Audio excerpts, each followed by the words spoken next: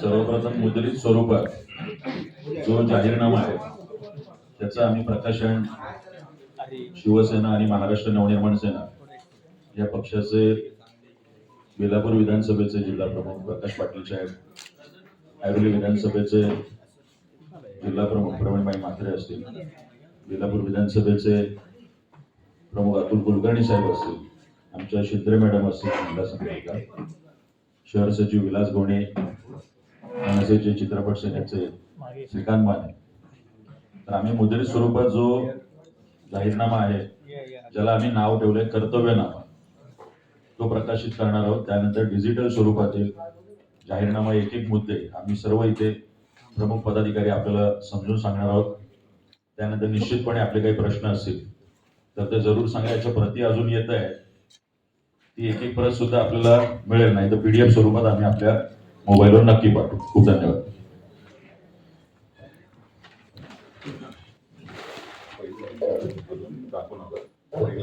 लपून द्यावा. संतोष ते तिथे उभा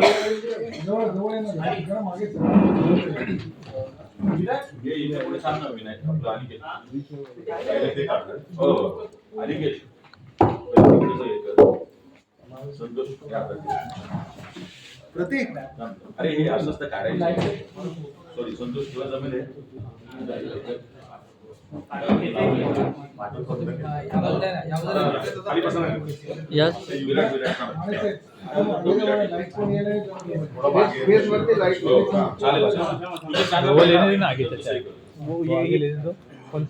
वो भी चले. पाय सांभाळा, पाय सांभाळा. एक मिनिट पहिला ते होऊन जाऊ दे. येस संतोष करत.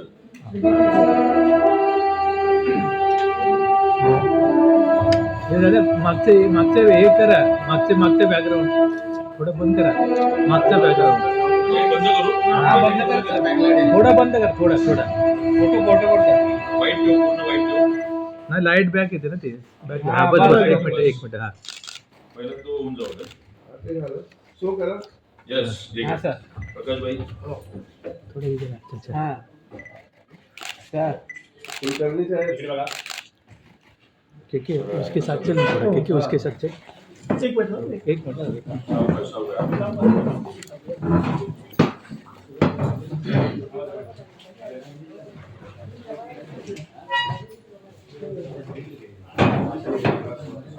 ओके झालं की सांगा, मग आम्ही थांबतो. ओके. हा एक मिनिट.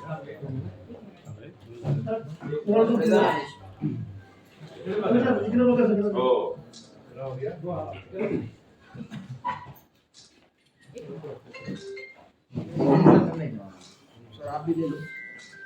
आणि ते आपल्याकडे पण या मोबाईल. हो प्रकाश भाई सगळे डावीकडे. एक मिनिट डावीकडे झालं की येतो उजवीकडे. इकडे बघा इकडे.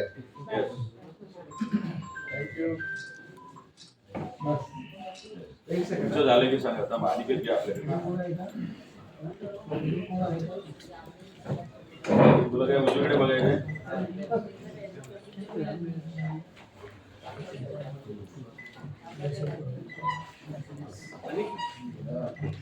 समोर येतो.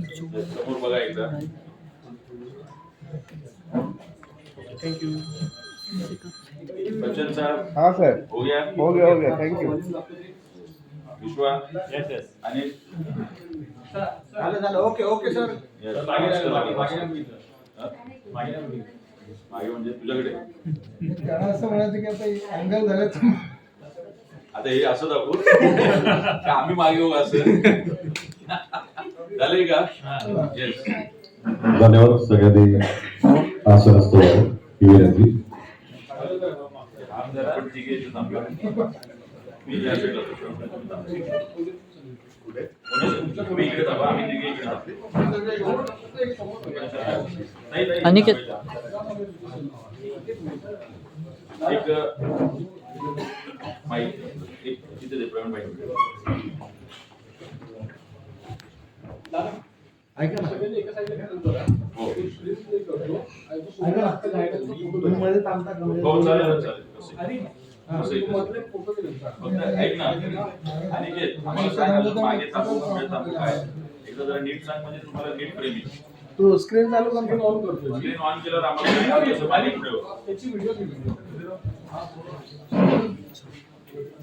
एक मिनिट मी फोटो घेतो पुढे या इकडे समोर ये समोर ये आणि घे चालू कर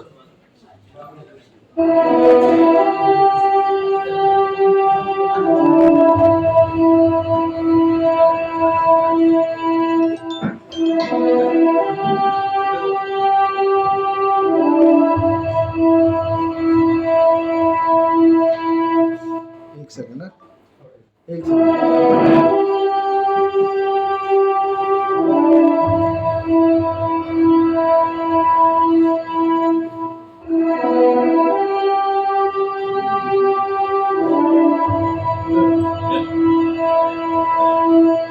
पुढे काय करायचंय तू आता एक एक पेज घेणार आहेस मी सर्वप्रथम आपल्याला सांगू इच्छितो की या नवी मुंबईतील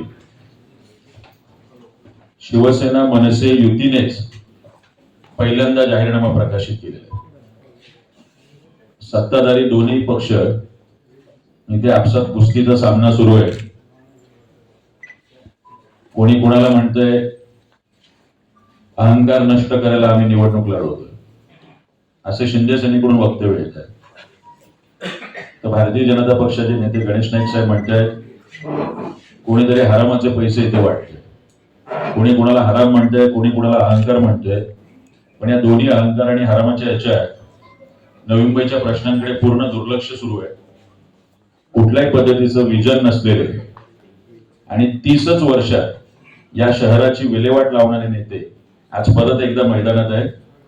पहिल्या पानावर त्यामुळेच आम्ही आमच्या जाहीरनामा न म्हणता नवी मुंबईकरांसाठी शिवशक्तीचा कर्तव्यनामा शब्द ठाकरेंचा आम्ही आमचं कर्तव्य समजतो. कुठलंही आश्वासन किंवा फक्त जाहीर करायचं आणि नंतर पाळायचं नाही अशी कुठलीही गोष्ट आम्ही करत नाही आहोत. यानंतरच्या दुसऱ्या पानावरती आमचा दोन्ही जिल्हा प्रमुख आणि स्वतः मी आमचं एक प्रस्तावना आहे. मला ती प्रस्तावना फार मोठी होईल त्यामुळे मी ती वाचनात जात नाही. आपल्या समोर प्रस्तावना इथे ठेवलेली आहे.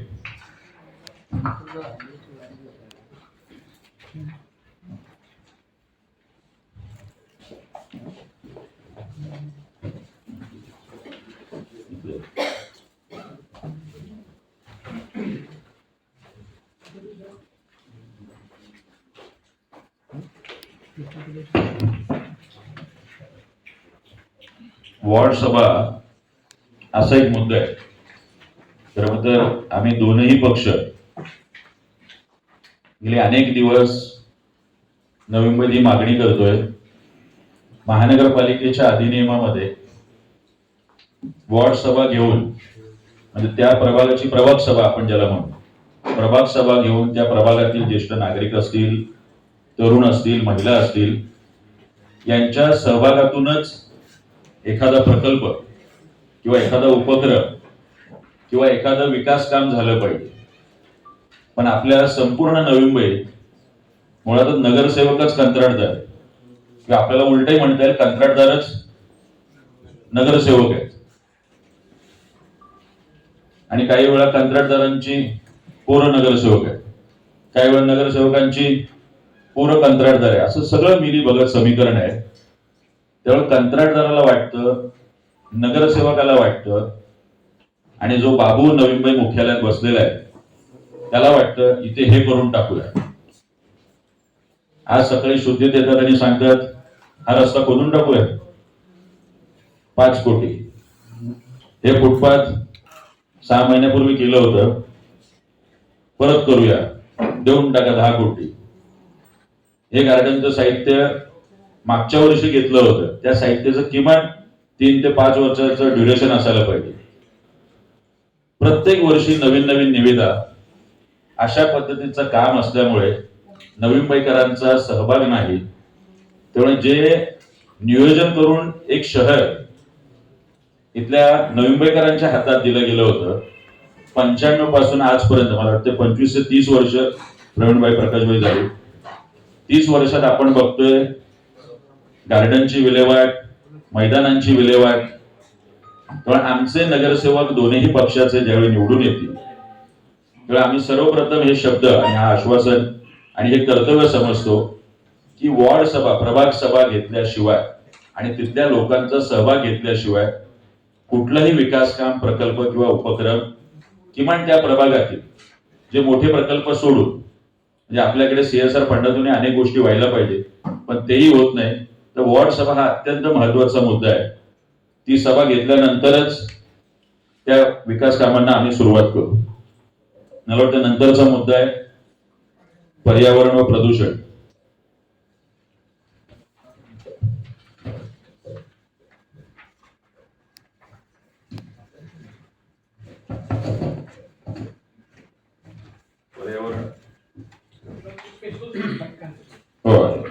पर्यावरण प्रदूषणाच्या संदर्भात मला वाटतं खूप काही बोलता येईल. आम्ही खूप मोठे पॅरेग्राफ्स होते पण आम्ही अगदीच शॉर्ट करून ते 3-4 पॅरेग्राफ्स मध्येच केलंय. मुंबई एवढी आज हवेच्या प्रदूषणाची पातळी नवी मुंबईने गाठली. म्हणजे आपण इथे पत्रकार आणि सगळेच नवी मुंबईकर आहात. वाशी असेल, सानपडा असेल, तुर्भे असेल, काही प्रमाणात नेरूळचा भाग असेल, या सगळ्या औद्योगिक कंपन्या आणि त्यांचे रासायनिक द्रव्य या माध्यमातून होणारं प्रदूषण. दुसऱ्या बाजूला UDCPRचा आधार घ्यायचा 2020चा आणि पाहिजे त्या पद्धतीने FSI, कुणाला 7 FSI मिळतोय, 8 FSI मिळतोय. डेव्हलपमेंटची कामं, रिडेव्हलपमेंटची कामं मुंबईमध्ये हायकोर्टाने झापल्यानंतर गगराणी साहेबांनी 50 ठिकाणी उपनगरांमध्ये 2 ते 3 महिने वर्कशॉपच्या नोटिसा पाठवल्या या सगळ्या विकासकांना. आपल्याकडे 3-3, 4-4 वेळा फक्त नोटीस दिली जाते आणि साधारण 2-5-10 हजारचा दंड, अत्यंत कमी दंड आकारून कुठल्याही पद्धतीची कारवाई विकासकांवर होताना दिसत. आता आम्ही आग्रह केल्यानंतर प्रकाशभाई 18 लोकांना वर्कशॉपच्या नोटिसा पाठवल्या. आपण आजही जाऊन बघा, कागदावर वर्कशॉपच्या नोटीस आहे, कामं सुरू आहेत. असे प्रकार नवी मुंबईत. विकासांवर कुठलंही नियंत्रण नाही. आमचे एक विभाग अध्यक्ष अक्षय भोसले त्यांनी दाखवून दिलं होतं ते हवेच्या प्रदूषणासंदर्भातलं जे मीटर असतं ते सुद्धा कसं फिरवलं जातं याचे सुद्धा आता बिल्डर सगळे हुशार झाले. या पद्धतीचं प्रदूषण होणार आहे. त्यामुळे आम्ही वृक्ष लागवडीचा विषय असेल, या सगळ्या विकासकांवर, औद्योगिक कंपन्यांवर चाप लावण्याचा विषय असेल, या दोन्ही विषयासंदर्भात घन कचऱ्याच्या व्यवस्थापनापासून अनेक मुद्दे आहेत की ज्या पद्धतीने हवेच्या प्रदूषणाबद्दल आपण राबवले पाहिजे. नाहीतर आज मुंबईला आपण कम्पीट करतोय, नवी मुंबईचं दिल्ली व्हायला वेळ लागणार नाही निश्चितपणे. एक तिसऱ्या मुद्द्याबद्दल मी शिवसेनेचे ऐरोली जिल्हा प्रमुख प्रवीणभाई म्हात्रे यांना विनंती करतो की पारसी हिलचा जो विषय आहे तो त्यांच्या कल्पनेतून आलेला आहे तेव्हा ते त्यावर सविस्तर बोलते. सर्व पत्रकार बंधू भगिनींचे हार्दिक स्वागत. त्या दिवशीच्या पत्रकार परिषदेत मी उल्लेख केला होता मुंबईमध्ये अनेक पर्यटक येतात पण त्याच्यामधलं 1% पर्यटक नवी मुंबईत येत नाही. आणि त्या दिवशी तुम्हाला सांगितलं होतं की आमच्या वचननाम्यामध्ये असे काही मुद्दे असतील की जेणेकरून मुंबईत येणारा जो पर्यटक असेल तो आपल्याकडे येईल. महानगरपालिकेला रेव्हेन्यू जनरेट करण्याच्या हिशोबानं आपल्याकडे तसा एकही 95 पासून ते आजपर्यंत एकही प्रोजेक्ट झाला नाही की ज्याच्यातनं महानगरपालिकेला रेव्हेन्यू जनरेट होईल आणि लोकोपयोगी कामांसाठी त्याचा वापर करण्यात येईल. पारसी हिल जे आहे, पारसी हिलवर आमची अशी योजना असेल किंवा आमचं जर महानगरपालिकेमध्ये आम्ही जर सत्तेत आलो तर आमची अशी योजना असेल की पारसी हिलवर एक आंतरराष्ट्रीय दर्जाचं थीम पार्क उभारण्याची आमची एक योजना असेल. कारण की आपण अनेक देशांमध्ये बघितलंय, मी स्वतः हाँगकाँगला गेलो होतो तेव्हा तिथे बघितलेलं की अशा प्रकारच्या हिलवरच त्यांनी प्रॉपर असं एक थीम पार्क बनवलं आणि तिथे दररोज हजारो पर्यटक येतात आणि तिथे आनंद घेत असतात. त्याच धर्तीवर आम्ही हे पारसी किल्ला, तुम्हाला कल्पना आहे पारसी किल्ल्याचं सौंदर्य किती सुंदर आहे. पावसाळ्यात आपण तिथे गेलो तर असं वाटतं आपल्याला लोणावळ्यात जायची गरज नाही, इतपत तिथे सुंदर सुंदर असं ते ठिकाण आहे. तर त्या ठिकाणी जेव्हा हे आम्ही डेव्हलप करणार, त्याच्यामध्ये मग झिगझॅग लॅम्बॉर्ट हेरिटेज वे असेल, त्याच्यामध्ये रेल्वे टनेलवरील सनसेट प्रोमोनेट असेल, टेकडीभोवती पॅनोरामिक केबल कार असेल आणि सायकल पर्यावरणपूरक आधुनिक सुविधा असलेला एक सायकल ट्रॅक असेल आणि मग त्याच्यामध्ये ग्लास बॉटम असलेलं एक वॉक थ्रू असं रनवे हे असेल, वॉकवे असेल. अशा प्रकारे अनेक अत्याधुनिक कल्पना घेऊन आपण ते त्याच्यावर तिथे थीम पार्क उभारणार आहोत, जेणेकरून मुंबईतला पर्यटक नवी मुंबईत येऊन तिथे आनंद घेईल आणि मोठ्या प्रमाणावर रेव्हेन्यू जो आहे तो पालिकेसाठी जनरेट होईल आणि तो रेव्हेन्यू जनरेट झालेला जो आहे तो आपल्याला लोकांच्या कामांसाठी वापर करण्यात येईल. त्यासोबत एक अजून एक अशा प्रकारची आमची कल्पना आहे, ज्यामध्ये थोडंसं आमचं ते मेन्शन करत राहून गेल्या की निसर्ग उद्यान आहे कोपरखेड सेक्टर 14 इथे. तिथे जवळजवळ 10 ते 12 एकरचा एक प्लॉट, एक खाली प्लॉट आहे, ज्याच्यामध्ये मियावाकी करायचं त्यांची प्लॅनिंग होती. त्यांनी मियावाकी करायचं आता सोडून दिलेला आहे, कारण की मियावाकी हा CSR फंडात होत होता, पण त्यांनी ती कल्पना अर्धवट सोडून तिथे 10 ते 12 एकरचा प्लॉट असंच मोकळा पडलेला आहे. त्या प्लॉटवरती एक आंतरराष्ट्रीय दर्जाचं फुलांचं इन हाऊस असं उद्यान तयार करायचं, ज्याच्यामध्ये जवळजवळ 1000 एक प्रकारची फुलं असेल जी जगभरातल्या विविध ठिकाणाहून आणलेली असेल आणि ती पॉली हाऊस मध्ये ठेवून त्यांना योग्य प्रकारे क्लायमेट मेंटेन करून त्यांना तिथे प्रदर्शनार्थ ठेवण्यात येईल, जेणेकरून तिथेही निसर्ग उद्यानाला तुम्ही जर फुटफॉल बघितला तर दर आठवड्याला 20 ते 25,000 लोकांचा फुटफॉल निसर्ग उद्यानला आहे. जर अशा प्रकारे आपण जे उद्यान तिथे डेव्हलप केलं आणि तिथे जर लोकांना जगभरातली फुलं जर बघायला मिळाली तर निश्चितपणे तिथला फुटफॉल अजून वाढेल आणि त्याच्यातनंही मोठ्या प्रमाणावर रेव्हेन्यू जनरेट होऊन तिथेही आपल्याला पालिकेला लोकोपयोगी कामांसाठी रेव्हेन्यू जनरेट होणार आहे. तर अशा प्रकारे अजून अनेक कल्पना याच्यामध्ये आहेत, त्या आम्ही मेन्शनही केलेल्या आहेत. निश्चितपणे आपल्या सर्वांचा सहभाग हवा आहे, बाबा आम्ही काहीतरी वेगळं करायचा प्रयत्न करतोय. याच्यासाठी आपण सर्वांनी ह्या गोष्टी जास्तीत जास्त प्रसिद्धी दिली तर लोकांपर्यंत त्या कल्पना पोहोचतील आणि त्याच्यातून निश्चितपणे लोक आमचे जास्तीत जास्त नगरसेवक निवडून देण्यासाठी आम्हाला सपोर्ट करतील. पुढचा मुद्दा घेऊ आपण. नवी मुंबईकरांसाठी आपण शिवसेना आणि मनसेतर्फे आज आपला कर्तव्यनामा म्हणून हा आमचा हे प्रकाशित केलेला आहे तुमच्या सर्वांच्या साक्षीने. तर आपल्याला सगळ्यांना कल्पना आहे महानगरपालिकेमध्ये, नवी मुंबई महानगरपालिकेमध्ये पाणी पुरवठा 24 तास गेली अनेक वर्ष इथले स्थानिक नेते सांगतात 24 तास पाणी देतो. तर आज काय स्वतःचं मोरबे धरण असून सुद्धा आपल्याला 24 तास नाही, काही ठिकाणी तर अर्धा तास नाही, 2 तास सुद्धा पाणी येत नाहीये. तर हा पाण्याचा प्रश्न आहे. मोरबे धरण हे स्वतःच आपलं असून सुद्धा इकडचं पाणी चोरी केलं जातंय, इथलं पाणी दुसऱ्या शहरांना दिलं जातं. हे पहिल्यांदा महापालिकेत आमचे नगरसेवक थांबवतील. परत बऱ्याच जुन्या शिडकोनी बनवलेल्या जे वाहिन्या आहेत त्या इतक्या जुन्या झालेल्या आहेत. मध्ये कोपरखेड्यात आम्ही बघितलं की पावसाळ्यामध्ये गटरचं पाणी पूर्ण पाण्यात जात होतं, त्याच्या मलनिसर्गाचं पाणी पिण्याच्या पाण्यात जात होतं. तर तिथे आम्ही आंदोलन करून बऱ्याच ठिकाणी असं होत होतं, त्यामुळे कॉलरासारखे रोज बऱ्याचशा ठिकाणी झाले होते. तर त्या पुन्हा त्याची रचना करणं गरजेचं आहे. त्या आमचे नगरसेवक निवडून आल्यानंतर करतील. सार्वजनिक ठिकाणी आपल्याकडे पाण्याची बघा, आपण ही बऱ्याच जवळ 8-9 देशांमध्ये फिरलेली आहे. प्रत्येक ठिकाणी सार्वजनिक ठिकाणी शुद्ध पाणी असतं. आपल्याकडे पिण्याचं शुद्ध पाणी कुठेच दिसत नाही. तसं म्हणजे बॉटलचं पाणी पितो ते आपल्याला किती रिस्की आहे ते आपल्याला माहिती आहे. आणि हे सार्वजनिक गार्डन्स आहेत आपल्याकडे, आता नेरूळ किंवा बरेच ठिकाणी छान छान गार्डन आहेत, पण पिण्याचं पाणी शुद्ध मिळत नाही. दुसरी गोष्ट म्हणजे बस स्टॉप्स आहेत, बस स्टॉपवर सुद्धा आपल्याकडे पाण्याची व्यवस्था नाहीये. तर ही करणं अतिशय गरजेचं आहे. दुसरी गोष्ट म्हणजे आपल्याला आता महापालिकेत 50% महिला आहेत, महिलांना आरक्षण आहे, महिला निवडून जाणार आहेत, त्यामुळे महिलांसाठी हा प्रश्न अतिशय महत्वाचा आहे. महिला उद्योजकता केंद्र आपल्याकडे नाहीये, ती आपल्याकडे केली पाहिजे. आपल्या बाहेरून येणारे, नवी मुंबई म्हणजे आता पुण्याच्या पाठोपाठ शिक्षणाचं हब होतंय, तर ह्याच्यासाठी शिक्षणासाठी बाहेरून येणाऱ्या किंवा नोकरीसाठी बाहेरून येणाऱ्या मुलींसाठी हॉस्टेल्सची गरज आहे. ती केली पाहिजे. दुसरं म्हणजे महिला बचत गटांसाठी CRS फंडातून इमारती उभ्या करून त्यांना उद्योगधंदे देणे गरजेचं आहे, ते आमचे नगरसेवक करतील. दुसरी गोष्ट म्हणजे महिलांना सुलभ शौचालय.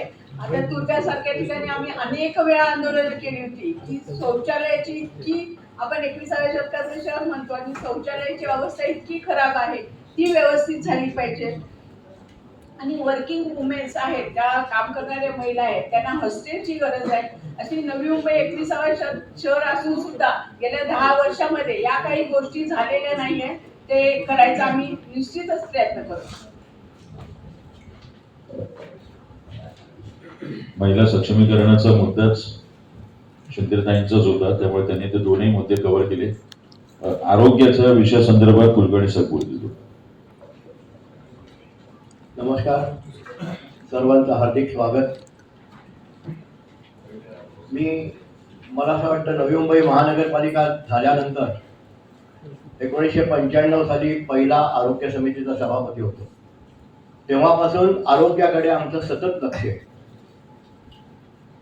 आरोग्य विभागामध्ये आज नवी मुंबईचं जे बजेट जे आहे, तर त्या बजेटमध्ये फक्त 230 कोटींची तरतूद केलेली.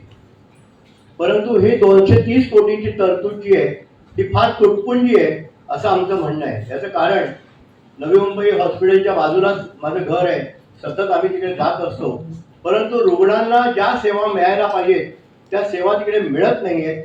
आणि त्याच्यासाठी आमची पहिली मागणी असेल की नवी मुंबई महापालिकेचं आरोग्याचं जे बजेट आहे ते 250 कोटीवरून 500 कोटींवरती नेण्यात यावं.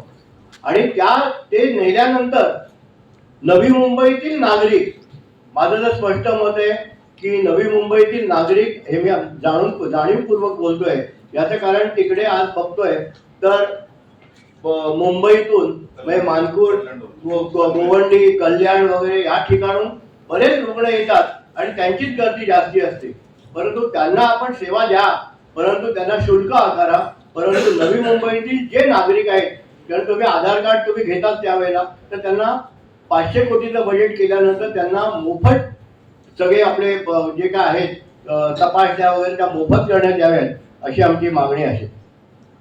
नवी मुंबईतील सर्व खाजगी सुपर स्पेशालिटी हॉस्पिटल जे आहेत, की आज अपोलो आहे, DY पाटील आहे किंवा बाकी आणखी कुठे फॉर्टिज आहे, तर रिलायन्स आहे, तर या इकडे महापालिकेने त्यांच्याशी करार करावा आणि त्याच्यामध्ये काही जागा ज्या आहेत त्या फक्त फॉर्टिज आपण त्यांना दिलंय म्हणून फक्त फॉर्टिज मध्ये देण्यापेक्षा संपूर्ण नव्या मुंबईतले ही जी प्रायव्हेट हॉस्पिटल आहेत तर तिकडे लोकांना लुटण्याचाच कार्यक्रम असतो. तर दरपत्रक ठरवावं आणि दरपत्रक ठरवल्यानंतर सुद्धा आपल्या नव्या मुंबईतील जे कोणी आपले महापालिकेतून पाठवले जाणारे जे रुग्ण आहेत तर ते नवी मुंबईतील जर का राहणारे असतील तर त्यांना या सुपर स्पेशालिटी हॉस्पिटलमध्ये मोफत उपचार मिळावेत असे आम्ही आणि अत्याधुनिक सेवा मिळावी अशी आम्ही मागणी करतोय.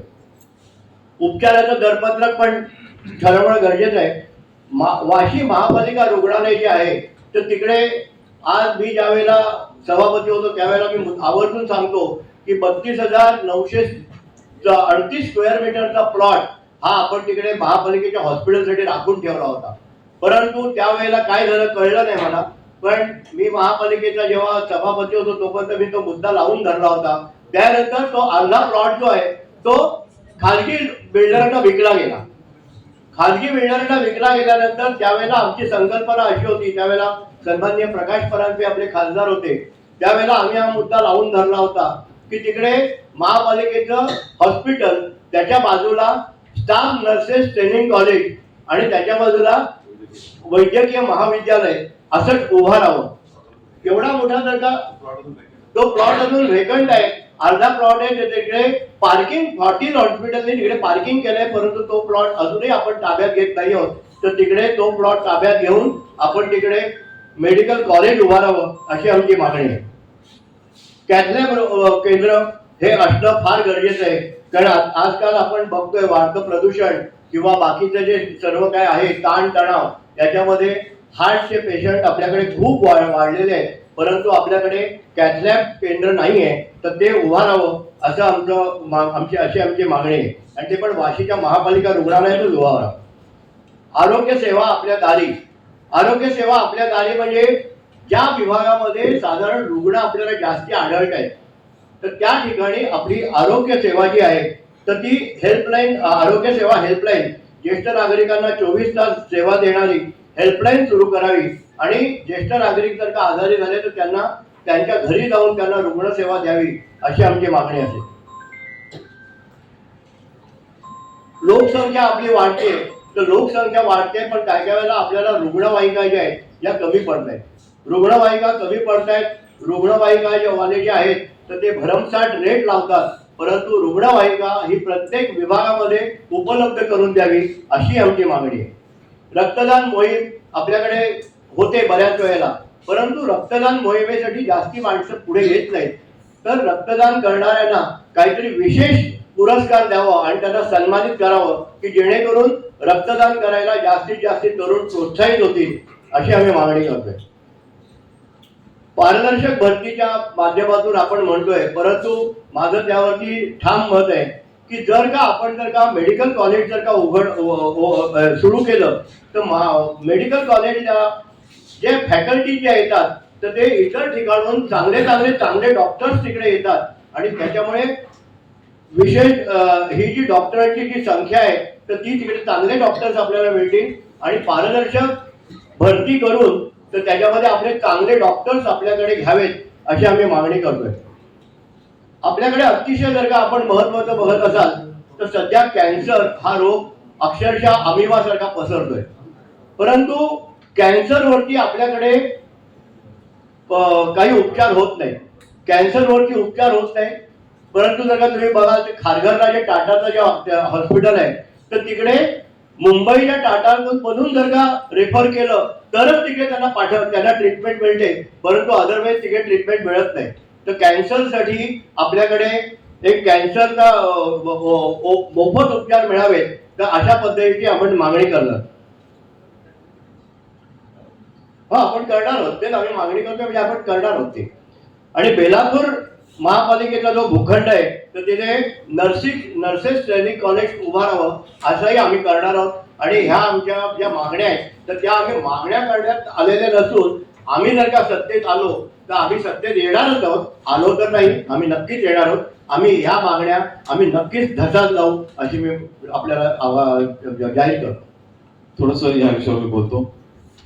आपण जे 220 करोडचं बजेट 230 करोड बजेट 500 करोडवर नेण्यासंदर्भात आपण जो उल्लेख केला त्या विषयावरती आम्ही जेव्हा वचननामा बनवायला बसलो तर संकल्पना आली की आपण आपल्या नवी मुंबईतल्या नागरिकांना पूर्णपणे मोफत सेवा का नाही देऊ शकत. कारण की आपण बघतो जगातल्या बऱ्याचशा देशांमध्ये मोफत शिक्षण आणि मोफत वैद्यकीय व्यवस्था सगळ्यांना केली जाते. तर मग त्याच्यातनं आम्ही एका वरिष्ठ अधिकाऱ्याशी चर्चा केली की बाबा साहेब असं आहे, आपलं बजेट किती आहे. त्यांनी आम्हाला बजेट सांगितलं तर त्यांना सांगितलं तर हे बजेट आपण 500 पर्यंत नेलं आणि जर आपल्या नवी मुंबईतल्या नागरिकांना पूर्णपणे मोफत सुविधा आपल्या पुरवायच्या म्हटल्या तर काय अडचण आहे. ते बोलले साहेब हे पॉसिबल आहे. तदनंतर आम्ही हा मुद्दा टाकलेला आहे. म्हणजे अनेसरी काही बोलण्यासारखा मुद्दा नाहीये, ते आम्ही पूर्णपणे त्यांच्याशी चौकशी करून त्याचा अभ्यास करून हा मुद्दा टाकलेला आहे. अनेक मुद्दे असे असतात की टाकले जातात, जसा त्यांचा असो वचननामा असो आणि नंतर की नाही ते काय म्हणतात, काय शब्द प्रिंटिंग मिस्टेक नाही अजून ते निवडणुकीपुरतं काय म्हणतात ते काय शब्द आहे ना जुमला तसातला जुमल्यातला हा प्रकार नाहीये. निश्चितपणे हे पॉसिबल आहे. ते कसं पॉसिबल आहे ते तुम्हाला थोडक्यात मी सांगतो की आपलं जे रुग्णालय मनपाचं आहे तिथे तुम्हाला कल्पना आहे की कल्याण, डोंबिवली, ठाणा, पनवेल, मुंबई पासून सगळीकडचे पेशंट तिकडे येतात आणि मोफतला उपचार घेतात. त्या अनुषंगानं तिथे आपल्याच हॉस्पिटलमध्ये एक वेगळी विंग बनवली जाईल. ते बाहेरच्या पेशंटसाठी असेल छोटीशी आणि आपल्या नवी मुंबईतल्या पेशंटसाठी एक वेगळी विंग असेल. तिथं फक्त नवी मुंबईतलाच पेशंट उपचार घेईल आणि त्याला पूर्णपणे मोफत उपचार देण्याची जबाबदारी आमची असेल. अशा प्रकारचा हा मुद्दा आहे. आपणही तो मुद्दा तितक्याच प्रखरतेने मांडावा कारण की हे खूप महत्वाचं नवी मुंबईच्या आरोग्याच्या दृष्टीनं हा विषय आहे. शिक्षणाबद्दलचा जरा माझा आग्रह असतो. विद्यार्थी सेनेतून आल्यामुळे त्या विषयावर जरा अधिकारवाणीने बोलू. मुळात RTEच्या संदर्भातलं धोरण आपल्याकडे मनसेने मागणी केल्यानंतर काही प्रमाणात त्या धोरणात थोडंसं पुढे गेलेलो आहे आपण. पण RTEच्या संदर्भात नीट अंमलबजावणी नवी मुंबई महानगरपालिकेच्या शिक्षण विभागातून होत नाही असा आमचा आक्षेप आहे आणि त्यामुळेच ती अंमलबजावणी प्रभावीपणे करून घेणं हे मनसेच्या आमच्या कर्तव्यनामात आहेत. आत्मरक्षण प्रशिक्षण केंद्र आपल्या म्हणजे आता तर मिसिंगच्या सुद्धा की इतकं की राजसाहेब ठाकरे या संवेदनशील नेत्याने या मुलांच्या मिसिंगच्या संदर्भात स्वतः मुख्यमंत्र्यांना पत्र पाठवलं. होणारे मुलींवरचे वाढते हल्ले याच्यात आम्ही काय करू शकतो, तर आत्मरक्षणाचं प्रशिक्षण मिळावे यासाठी काही केंद्र सुरू करता येऊ शकतं का, असं आमच्या कर्तव्यनामात आहे. सातत्याने प्रत्येक वर्षी पाऊस असतो, आता पाऊस डिसेंबर पर्यंत असतो, त्या पद्धतीने गणवेश मिळतील, रेनकोट मिळतील, तोपर्यंत मुलं आपली पावसात भिजून मोकळी झालेली असतात. पण महानगरपालिकेच्या अधिकाऱ्यांचा पगार मात्र वेळेवर असतो. पण महानगरपालिकेच्या शाळांमध्ये शिकणारे जे काही 30-40 हजार विद्यार्थी आहेत त्यांना गणवेश आणि साहित्य मात्र वेळेवर मिळत नाही. त्याची प्रभावी अंमलबजावणी करून ज्या दिवशी तो पहिल्या दिवशी शाळेत जाईल त्याच दिवशी तो गणवेशासह आणि साहित्यासह जाईल, असं आमच्या कर्तव्यनामात आम्ही जाहीर करतोय. महानगरपालिका शाळेतून शिक्षण विद्यार्थ्यांना भविष्यात महापालिका सेवेत जर ते मनपा शाळेत असतील आणि त्यांना महापालिकेच्या सेवेत घेतलं गेलं तर ते आणखी प्राधान्याने काम करतील. मध्यान्ह भोजन योजना आहे आपल्याकडे, पण त्याचा दर्जा काय आहे याची आपल्या सगळ्यांना कल्पना आहे. याच्या बातम्या आपण शेकडो केलेल्या आहेत. आज सगळ्यात महत्वाचा मुद्दा महापालिका शाळांचे स्ट्रक्चर ऑडिट. आमच्याकडे अशी धक्कादायक माहिती आहे, म्हणजे संदेश डोंगरे आमचे विद्यार्थी सेनेचे शहर अध्यक्ष, अजूनही फायर ऑडिट नवी मुंबई महानगरपालिकेच्या एकही शाळेचं झालेलं नाही. ही RTI मध्ये आम्हाला मिळालेली माहिती. ज्या पद्धतीने आगीचे प्रकार वाढत आहेत आणि आपल्या लहान मुलांना आपण ज्या अधिकाऱ्याने महानगरपालिकेच्या शाळेत पाठवतो कारण तिथे उत्तम शिक्षण मिळते, सुरक्षित आपली मुलं राहतील, पण आपल्याच फायर डिपार्टमेंट कडून एकही महानगरपालिकेच्या शाळेचं फायर ऑडिट अद्याप झालेलं नाही. पुढचा मुद्दा जो मी विधानसभेच्या वेळी पण बोललो होतो, खाजगी शाळांची वाढती फी आता गगनाला भिडलेली. म्हणजे अगदी 1.5-1.5, 2-2 आणि 3-3 लाख सुद्धा वार्षिक नुसतं फी, बाकीचा खर्च अतिरिक्त. म्हणजे एका मुलावरती जर खर्च करायचा म्हटलं तो नर्सरी आणि पहिल्या जरी वर्गात गेला तरी ते 4 ते 5 लाखाच्या घरात पडतं. 2 मुलं असतील तर ते 8 ते 10 लाख रुपये खर्च होतात. या खाजगी शाळांवरती जर महानगरपालिकेच्या शिक्षण विभागाने जर स्वतः सरकारी ऑडिट लावलं तर निश्चितपणे आपल्याला त्यांच्या बॅलन्स शीट मध्ये कळेल. आणि हा आमचा शिवसेना मनसे युतीच्या कर्तव्यनाम्यामधला शब्द आहे की पुढील 5 वर्ष 1 रुपया सुद्धा फी आम्ही खाजगी शाळेची वाढवू देणार नाही. हा आमचा कर्तव्यनाम्यातला सगळ्यात शिक्षणामधला अत्यंत आतापर्यंत कुठल्याही महानगरपालिकेच्या शिक्षण विभागाने अशी क्रांती केलेली नसेल. खाजगी शाळांची फी नियंत्रणात येऊ शकते, त्याचं धाडस इथले राजकीय कार्यकर्ते नेते दाखवत नाही. ते धाडस शिवसेना मनसे की आमची जी शिवयुती आहे, शिवशक्तीची युती आहे, त्याच्या माध्यमातून आम्ही दाखवू. महानगरपालिका शाळेतील विद्यार्थ्यांना मध्ये हा मुद्दा आपण घेतला होता, सहल कुठे घेऊन जातात तर इमॅजिका. आमच्या महाराजांचे गड किल्ले जातो. आम्ही स्वतः मनसे म्हणून आम्ही ते आपण शिवनेरीला गेलो तर या आपल्या महाराजांच्या ऐतिहासिक गडकिल्ल्यांची सफर प्रत्येक वर्षी सहलीच्या माध्यमातून आम्ही घडवू. मला राजीव तांबे म्हणून जे बालसाहित्यिक आहे, लेखक आहेत, ते कायम सांगायचं की, आणि त्यांचं गंमत शाळा म्हणून पुस्तक आहे, त्याची सिरीज आहे, प्रवीणबाई सुनते मॅडम कुलकर्णी साहेब. तर बाबा शाळे व्यतिरिक्त ह्या मुलांमध्ये जे बेसिकली आपले बहुजन समाजातली मुलं आहे, महानगरपालिकेच्या शाळेत शिकणारी मुलं आहेत, त्यांच्यात थोडा आत्मविश्वास कमी असतो. त्यांना एक गंमत शाळेच्या माध्यमातून त्यांच्यातला आत्मविश्वास कसा वाढेल, तर ह्या गंमत शाळा खरं म्हणजे वेगवेगळ्या शहरांमध्ये सुरू झाल्या पाहिजेत. तसाही एक प्रयोग, एक आनंददायी प्रयोग, कारण शाळेत जाणं ही शिक्षा समजली जाते. आपल्याला तसं वाटायचं. आपल्या वेळेला अजून जास्त होतं की छडी लागे चमचम विद्या ही घमघम. आता विद्या मागे पडली, पैसा ही घमघम. त्यामुळे सगळ्या खाजगी शाळा या आता माफिया झालेल्या आहेत सगळे. तर तो एक प्रयोग आम्ही राबवणार आहोत. आपल्याकडे अजूनही माझ्या माहिती रात्रशाळा हा प्रयोग झालेला नाही. काल आम्ही प्रकाशभाई आम्ही तुर्बे झोपडपट्टीत होतो. तिथे एका घरात 3-3, 4-4 तिकीटं गेली. चिंचपाड्यालाही एका घरात 4-4 तिकीटं गेली. आणि हे आरोप करतात त्यांच्यावरती गॅरंटी असो, हा विषय आहेच. तो आजचा जरी कर्तव्यनामाचा नसला तरी मला वाटतं रात्रशाळा, मुंबईमध्ये असे अनेक रात्रशाळा, रात्र महाविद्यालय आहेत आणि त्याच्या माध्यमातून अनेक मोठी माणसं, म्हणजे मला आठवतं की भालचंद्र मुणगेकर सर, जे संतोष चुकत नसेल तर हे रात्रशाळेचे विद्यार्थी आहेत, रात्र कॉलेजचे विद्यार्थी, जी विक्रोळीमध्ये रात्रशाळा आणि रात्र कॉलेज होते, राऊत सर म्हणून जे, बरोबर ना, काहीतरी विकास हायस्कूल, हा विकास हायस्कूल, त्याचे विद्यार्थी होते. अशी अनेक मोठी माणसं जी कुलगुरू झाली, कुलगुरू नंतर राज्यसभेचे खासदार झाले, नंतर वेगवेगळ्या आयोगावर ते गेले, वित्तीय आयोगावर गेले, मनमोहन सिंगांबरोबर आयोगावर होते. तर मला वाटतं की रात्रशाळा, रात्र कॉलेजचा जी मुलं काम करून त्या शाळेमध्ये आणि कॉलेजमध्ये जाऊ शकतात आणि ज्यांचं शिक्षण खंडित, मला कळत नाही 30 वर्षात एक रात्र महाविद्यालय उभं नाही करता आलं,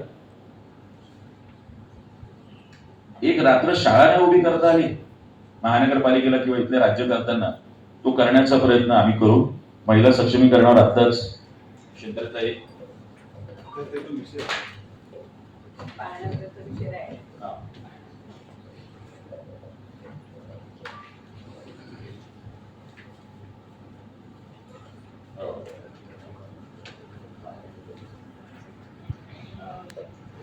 तर जवळजवळ सगळ्या शहरांमध्ये महिलांसाठी एक सुविधा केलेली आहे, ती म्हणजे महिला सुलभ शौचालयाची संख्या वाढवत सॅनिटरी नॅपकिन पॅड वेडिंग मशीनची सुविधा बऱ्याच शहरांमध्ये केलेली आहे. तर ती आपली नवी मुंबईमध्ये नाहीये. मध्ये मध्ये काही शाळेत करण्याचा प्रयत्न केला होता, आम्ही विजिट पण दिल्या होत्या शाळांना, पण ते पण नंतर बारगळ आणि आता सध्या माझ्या माहितीप्रमाणे कुठे चालू नाहीये. आणि दुसरा विषय म्हणजे पाळणाघर. आता आज सगळ्याच मुली जॉब करतात आणि स्मॉल कुटुंब झाले, छोटं कुटुंब झालेलं आहे, त्यामुळे मुलांना सांभाळण्यासाठी चांगली पाळणाघर असणं अत्यंत गरजेचं आहे. आणि आपली ही महानगरपालिका म्हणजे तशी 21व्या शतकातली महानगरपालिका आहे, बिग बजेटची महानगरपालिका आहे, त्यामुळे महापालिकेने पाळणाघर, खरं तर मी महिला बाल कल्याणची सभापती होती तेव्हापासून हा विषय प्रत्येक वर्षी येतो, बजेट बनतं, पण अजूनपर्यंत पाळणाघरं काही उभी राहिलेली नाहीये. तर तोही विषय महत्वाचा आहे आणि आम्ही तो सुद्धा नक्कीच घेऊ.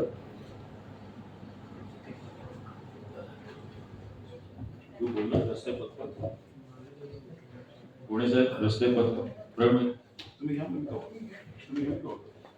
मी सुलक्षणा महाजन म्हणून खूप मोठ्या शहर आणि नगर नियोजनकार आहेत. त्यांची अनेक पुस्तकं आहेत, म्हणजे त्या आर्किटेक्ट आहेत, वेगवेगळे शिक्षण त्यांनी त्या माध्यमातून घेतलेलं शहर नियोजनाचं. मला वाटतं त्यावेळेला शिंद्रताई परदेशी जाऊन टाउन प्लॅनिंगचं पोस्ट ग्रॅज्युएशनचं शिक्षण घेणाऱ्या सुलक्षणा महाजन या त्यावेळी राज्यातील पहिली महिला होती.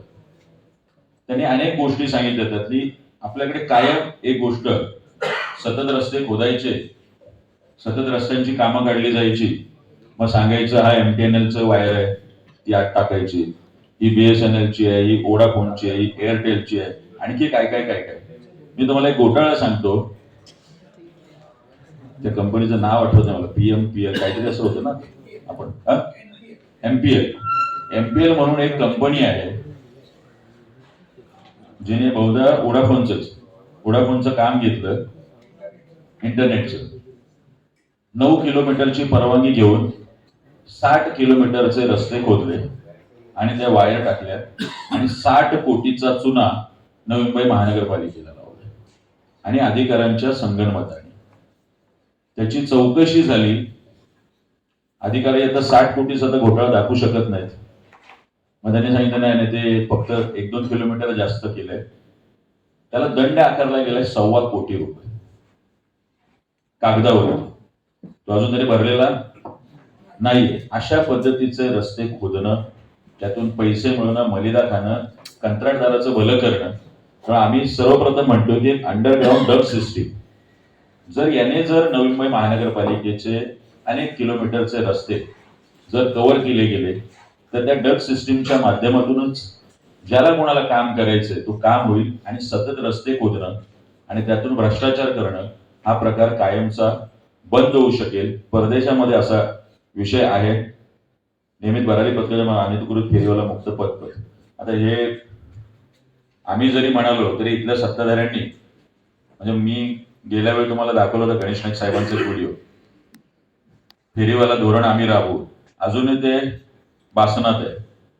कुठल्याही पद्धतीचं फेरीवाला धोरण नवी मुंबई महानगरपालिका कार्यक्षेत्रात नाही. जे अधिकृत 2-4-5 हजारची संख्या असलेले फेरीवाले त्यांच्यावरही जाणीवपूर्वक कारवाई होते. आमच्या कोळी भगिनी आहेत त्यांना हटवलं जातं.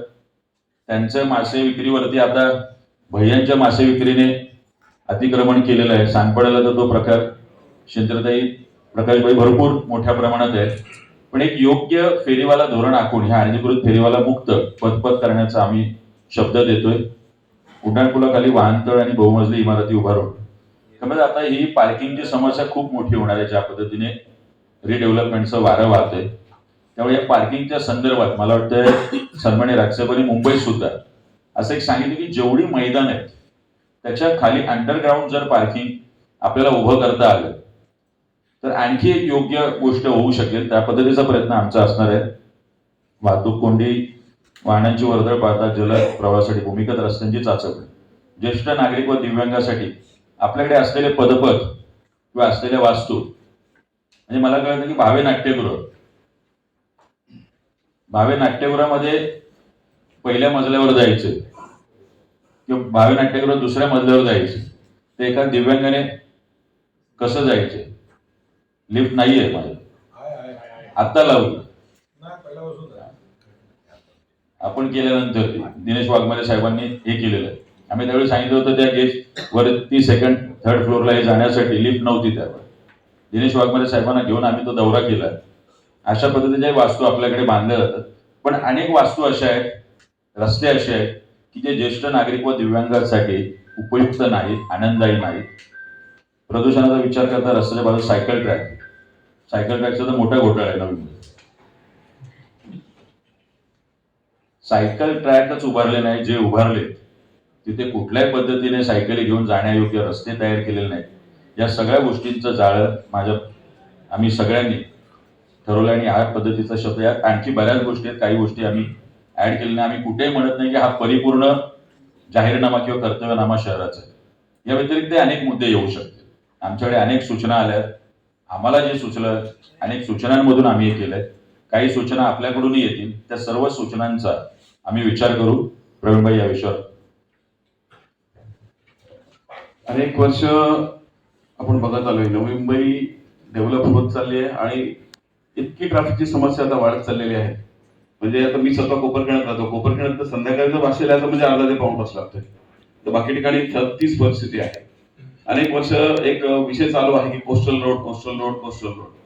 पण प्रॅक्टिकली कोस्टल रोड पॉसिबल आहे यांची मानसिकता नाही करायची. तर आम्ही अशा प्रकारचं नियोजन करणार की सीबीडी पासून ते ठाणे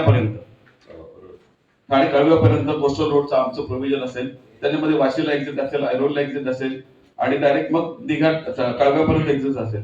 आणि हे पॉसिबल आहे. आणि याचं बऱ्याचदा त्यांनी ऑडिट वगैरे झालेलं आहे. बऱ्याचदा रिपोर्ट्स मागवलेले आहेत. ते करता येणं पॉसिबल आहे. पण ते करत नाहीये कारण की त्यांची मानसिकता नाहीये. आपण ते करून दाखवणार. जेणेकरून होतं काय की ठाण्याला जाणारा माणूस ठाणे बेलापूर हायवेने जातोय, कल्याणला जाणारा माणूस तिकडून जातोय, भांदेरला जाणारा माणूस तिकडून जातोय, कोपरखड्यात जाणारा तिकडून जातोय आणि मुंबई मुलुंड भांडपला जाणारा तिकडून जातोय. त्याच्यामुळे ते सगळे एकत्र आल्यामुळे असे क्लासेस होतात की ट्रॅफिक खूप समस्या वाढते. कोस्टल रोड जर झाला तर ज्यांना परस्पर बाहेर जाते ते बाहेर जाऊ शकतील. जेणेकरून नवी मुंबईच्या ट्रॅफिकच्या समस्येमधून आपल्याला थोड्याफार प्रमाणात तरी का होईना थोडा दिलासा मिळू शकेल. त्यामुळे हा मुद्दा आम्ही तितक्याच महत्त्वाने घेणार आहोत. पुढचा महत्वाचा मुद्दा म्हणजे उद्यान व मैदान.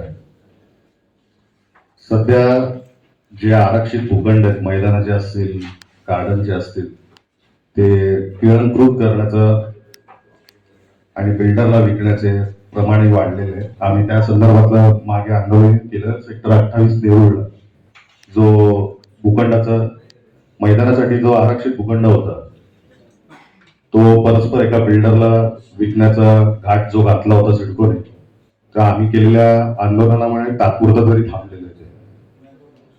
नाशिकच्या धर्तीवरती आम्ही जे राजसाहेबांची जेव्हा नाशिकमध्ये सत्ता होती, एकाची सत्ता होती, तिथे CSRच्या माध्यमातून म्हणजे लहान मुलांना अपघातांचंही प्रमाण आता तुम्ही पाहत असाल की खूप वाढलेलं आहे.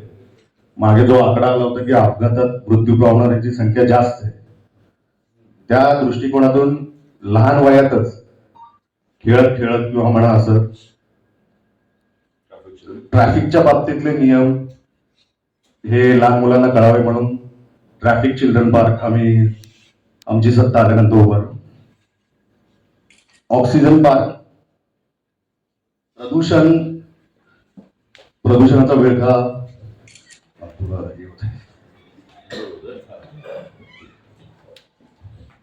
अंबल होतोय तो. नाही, मला वाटतं फार डिटेलिंग मध्ये जात नाही. एक ऑक्सिजन पार्कची उभारणी होईल. आजी आजोबा उद्यान, मुंबईत असे अनेक प्रयोग झाले त्या पद्धतीचे. सॉरी बोल. एक शेवटचा मुद्दा जो प्रवीणबाईंनी सांगितलाय सिंथेटिक कायचा, तर मला वाटतं प्रवीणबाई आपण बोला. सिडकोने जमिनी आमच्या अधिकृत केल्यानंतर प्रत्येक गावाला एक भूखंड दिला जाईल, प्रत्येक गावाला एक उद्यान असेल, प्रत्येक गावाला एक समाज मंदिर असेल असं सांगितलं गेलं. पण आज मी त्याला आम्ही काहीशी मुद्दा हा उल्लेखित केला होता की आज मी त्याला आपण बघायला गेलो तर फक्त 4 ठिकाणी पूर्ण मैदान आहेत. म्हणजे 360 मैदान जे आहे जे मुलांना खेळण्यासाठी उपलब्ध असेल ते फक्त 4 ठिकाणी पूर्ण उपलब्ध आहे. ते एक आमचं भूमिपुत्र मैदान म्हणा किंवा एक नेरुळचं आहे, एक कराव्याचं आहे, अशा प्रकारचे फक्त 4 मैदानं उपलब्ध आहेत. तिथे सिडकोने आमच्या तोंडाला म्हणजे पानं पुसलेले आहेत. पण हा मुद्दा असा आहे की मैदानं जी आहेत तीही कुठली डेव्हलप केली जात नाहीये. त्याच्यासाठी कुठल्या प्रकारचा निधी उपलब्ध नाहीये. तिथे जाऊन त्याच्या देखभाल करण्यासाठी एकही माणूस नसतो आणि तदनंतर पालिका त्याचं भाडं घेतं.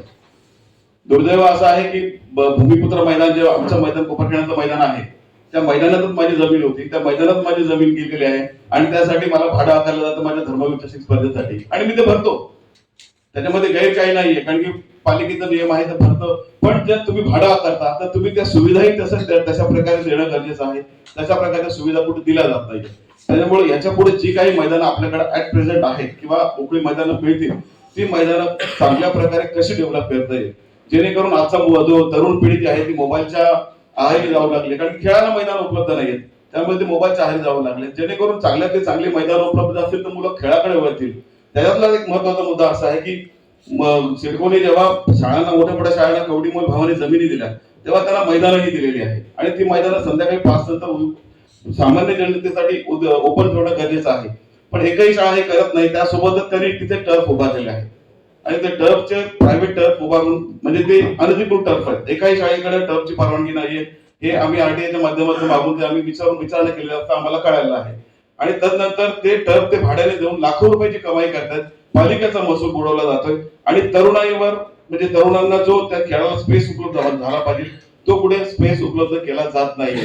हा महत्वाचा मुद्दा आहे आणि आम्ही आमची जर सत्ता पालिकेत आली तर तडक त्या सर्व टर्फ कारवाई करून सगळी मैदानं नवी मुंबईतल्या मुलाबाळांना खेळण्यासाठी मोकळी करून देणार. त्याच्यामधलाच एक महत्वाचा मुद्दा असा आहे उद्यानं आहेत भरपूर पण त्या उद्यानाची देखभाल किती प्रमाणात होते किती प्रमाणात नाही होते आपल्याला सर्वांना श्रुत आहे. त्याही विषयावरती मगाशी एक उल्लेख केला ताईंनी उल्लेख केला आणि तो आमचा महत्वाचा मुद्दा होता. प्रत्येक ठिकाणी पाणीपोई असणं गरजेचं आहे.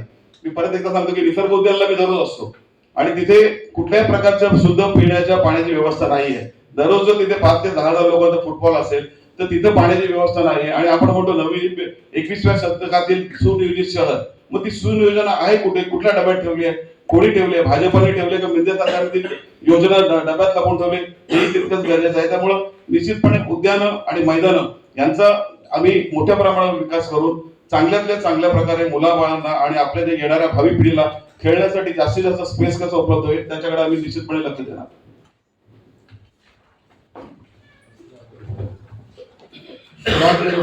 स्वराज्याचे दाखले धर्मवीर छत्रपती संभाजी महाराजांचा 111 फुटाचा पुतळा आम्ही उभारणार. तोही कोकणात जसा उभारला तसा नाही. मुंबईत वेगळ्या पद्धतीचा पुतळा असेल तो आम्ही तो 111 फुटाचा पुतळा उभारतो. खर तर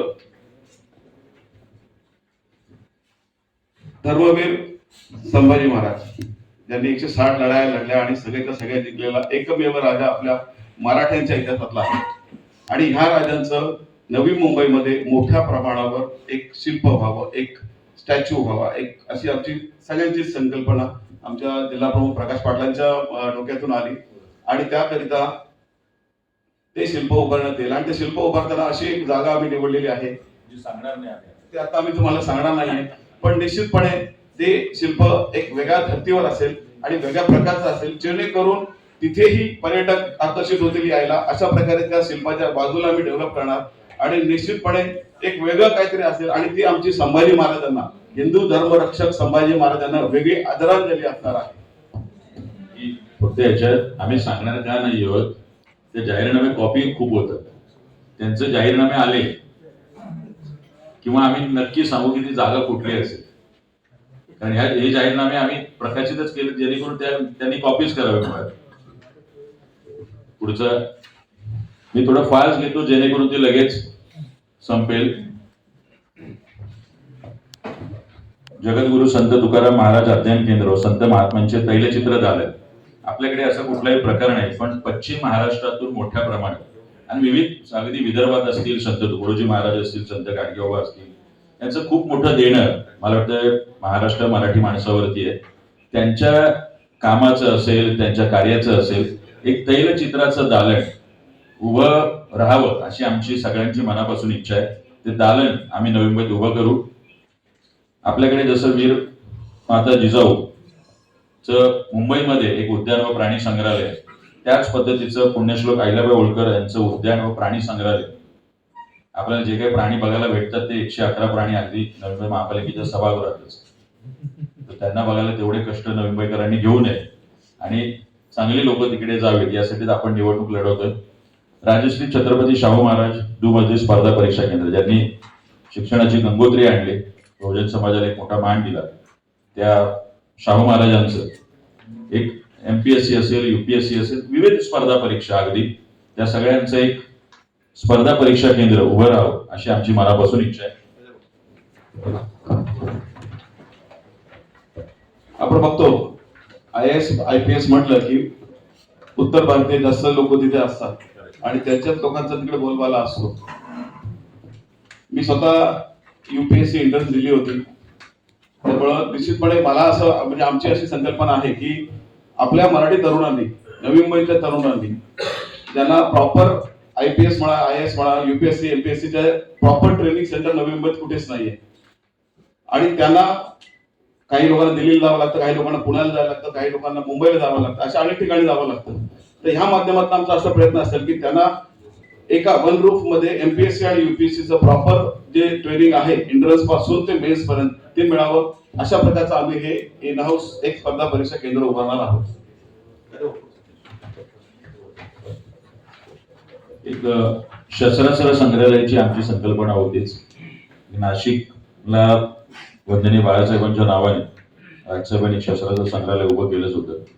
आपण अनेकदा शिवजयंती असेल, संभाजी महाराजांची जयंती असेल किंवा आपल्या सगळ्या ऐतिहासिक कार्यक्रमात असं एक शस्त्रांचं प्रदर्शन भरवत असतो, पण ते खूपच तात्पुरतं असतं, 2, 3, 5 दिवस. आमची इच्छा आहे एक शिवकालीन शस्त्रास्त्रांचं संग्रहालय या नवी मुंबईमध्ये उभं राहावं. पुढे क्रांतीज्योती सावित्रीबाई फुले स्वतंत्र कन्या अभ्यासिका. अभ्यासिका आहे, परिस्थिती अत्यंत वाईट आहे, कुठे वर पंखे चालत नाहीत. मला कळत नाही की जर आपली मुलं MPSC UPSC करून जर IAS IPS होणार असतील, तहसीलदार होणार असतील, तलाठी होणार असतील, पोलीसमध्ये जाणार असतील, तर AC लावायला काय अडचण आहे आपल्या नवी मुंबईतल्या अत्यंत वाईट असलेल्या अभ्यासिकेत. कारण या सगळ्या मुलांनी आमच्याकडे अनेकदा तक्रारी दिल्या, आम्ही आयुक्तांना भेटलो, अतिरिक्त आयुक्तांना भेटलो, एक पंखा आणि त्याच्या बाजूला टेबलवरती 10 मुलं, अशीच परिस्थिती. स्वतंत्र अभ्यासिका नाही. कुठेतरी ती फुल मार्केटची इमारत, मासे मार्केटची इमारत ती बंद पडली, तिथे कोण जात नाही, मुलांनी जावं आणि अभ्यास करा. अद्यावत अशी कुठलीही पुस्तकं जी मुळात डिजिटल स्वरूपात सुद्धा असायला हवी ती तिथे उपलब्ध नाही. आनंदीबाई जोशी बहुविशेषज्ञ रुग्णालय, जे आम्ही रुग्णालय म्हणतो तसं त्या पद्धतीचं नामकरण होईल आणि एक मल्टी स्पेशालिटी हॉस्पिटल नवी मुंबईकरांच्या सेवेत असेल. Bharat Ratna doctor Babasaheb Ambedkar digital library. आपल्याकडे ऐरोलीला एक लायब्ररी आहे, मात्र सगळीच पुस्तकं तसं डिजिटलायझेशन त्याचं झालेलं नाही.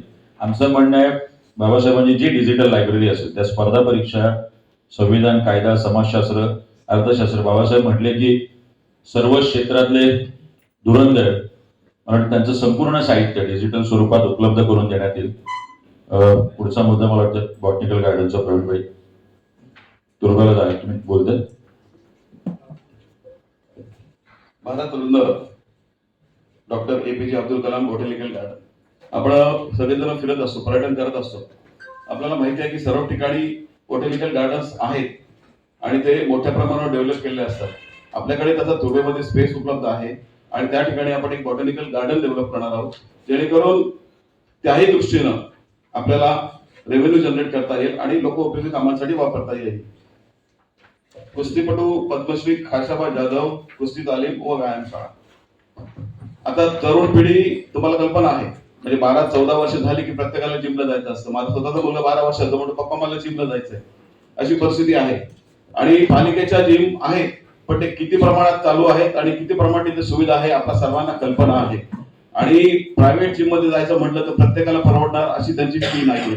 त्यामुळे निश्चितपणे आपण प्रत्येक नोड मध्ये, इव्हन मी तर म्हणेन की प्रत्येक वॉर्ड मध्ये अशा प्रकारच्या व्यायामशाळा सुरू करण्याचा निश्चितपणे प्रयत्न करा, जेणेकरून सर्व व्यायामपटूंना तिथे सर्व प्रकारचे साहित्य उपलब्ध असेल, जेणेकरून ते तब्येतीकडे स्वतःच्या लक्ष देऊन चांगल्या प्रकारे स्वतःचं शरीर डेव्हलप करते.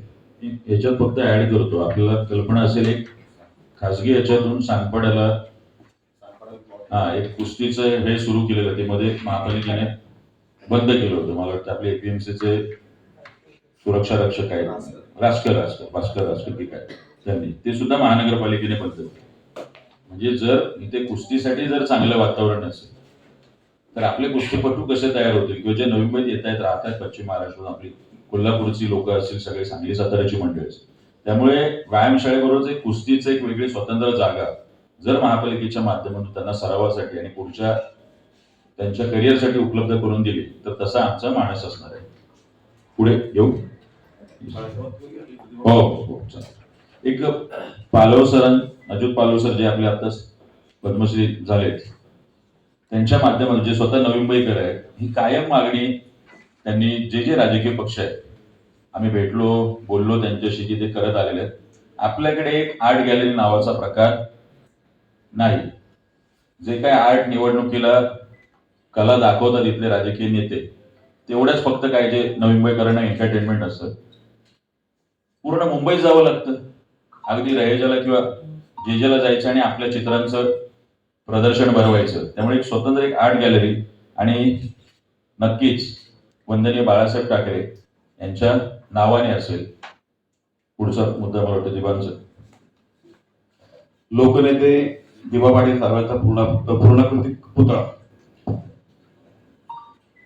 दिवा पाटील साहेबांचं आगरी कोळी समाजासाठी नवी मुंबई म्हणजे ठाणे जिल्हा आणि आजूबाजूच्या 4 जिल्ह्यांसाठी जे योगदान आहे ते निश्चितपणे एक वेगळ्या उंचीचं योगदान आहे.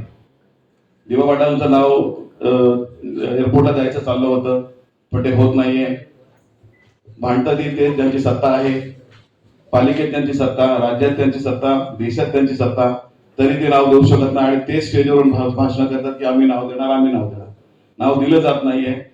का दिलं जात नाही हे त्यांनाच कल्पना असेल. पण ज्या दिवा पाटलांनी आगरी कोळी समाजासाठी एवढं योगदान दिलं, त्यांच्यासाठी म्हणून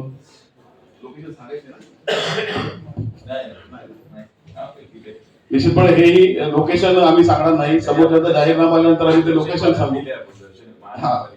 पालिकेच्या दर्शनी भागात असेल. आणि दिवा पाटील साहेबांना एक भावपूर्ण आदरांजली म्हणून त्यांचाही पूर्णाकृती पुतळा आम्ही अशा ठिकाणी उभारू की जेणेकरून भले एअरपोर्टला नाव देऊ न देऊ, पण ते एअरपोर्ट दिवा पाटील साहेबांचं दर्शन घेतल्याशिवाय सुरू होणार नाही. अशा प्रकारची आमची संकल्पना निश्चितपणे असणार आहे. मी फक्त प्रवीण बेंच एवढंच करतो. नवी मुंबईतले नेते उठता बसता दिवांचं नाव घेतात. इव्हन पनवेल महानगरपालिकेतले तर अजून जास्त. वंदनीय दिवा पाटील साहेबांचा एकही पुतळा, एकही चित्र कुठल्याही वास्तूमध्ये नवी मुंबई महानगरपालिकेच्या नाही, नावही नाही. आगरी कोळी भवनमध्ये सुद्धा नाहीये. म्हणजे ज्यावेळी आम्ही कुठल्याही गोष्टीसाठी, समजा छत्रपती शिवाजी महाराजांचा चौक आहे, ऐरोलीत बाबासाहेबांच्या नावाचं स्मारक आहे, आम्ही दिवांना जाऊन वंदन करायचं असेल तर आम्हाला जासईला तिथेच जावं लागतं. मला थोडी मोठी शोकांतिका आहे की जे दिवांचं नाव घेतात त्या मंडळींना सतत येऊन सुद्धा ही गोष्ट इथे उभी करता आलेली नाही. पुढचा मुद्दा नक्कीच एक आंतरराष्ट्रीय क्रीडा संकुल, ज्याची नवी मुंबईला गरज आहे. अनेक खेळाडू या नवी मुंबईत आहे, पण असं कुठलंही आतापर्यंत झालेलं नाही. आम्ही एक स्पोर्ट्स कॉम्प्लेक्स उभा करायचा नक्की विचार करतो. थोडं बोला. ह्या क्रीडा संकुलावर आपल्याला कल्पना आहे, घणसोलीमध्ये एक जवळजवळ 350 एकरचा प्लॉट या क्रीडा संकुलासाठी राखीव होता. तदनंतर अनेक त्याच्यामध्ये उलाढाली झाल्या, काही बिल्डरना त्याच्यामध्ये इंटरेस्ट आला, मध्ये बिल्डरना देण्यात आलं, परत तो हायकोर्टात ते प्रकरण अजून पेंडिंग आहे. आणि अशा प्रकारे सगळं म्हणजे जे आपण म्हणतो की आपल्या मुलांना डेव्हलप होण्यासाठी ज्या वास्तूची गरज आहे ती कुठेतरी माणगावला हलवायचा प्रयत्नही झाला आणि तिथे मग नागरिकांनी आंदोलन केल्यानंतर तो विषय तत्पर्यंत थांबलेला आहे. तर निश्चितपणे अशा प्रकारचं आंतरराष्ट्रीय दर्जाचं जर एक क्रीडा संकुल तिथे झालं तर आपल्या नवी मुंबईतल्या मुलांना त्याचा फायदा होणार आहे. आणि महत्वाचा मुद्दा मगाशी साहेब भाऊ बोलता आपला एक विषय राहिला सिंथेटिक ट्रॅकचा. सिंथेटिक ट्रॅकचा विषय असा आहे की नवी मुंबईमध्ये एकही सिंथेटिक ट्रॅक कुठे उपलब्ध नाहीये. मग ज्या मुलांना धावण्याच्या शर्यतीमध्ये जायचं असेल तर त्याच्यासाठी कुठे प्रॅक्टिससाठी सिंथेटिक ट्रॅक नाही. कारण की हा माझा स्वतःचा अनुभव आहे.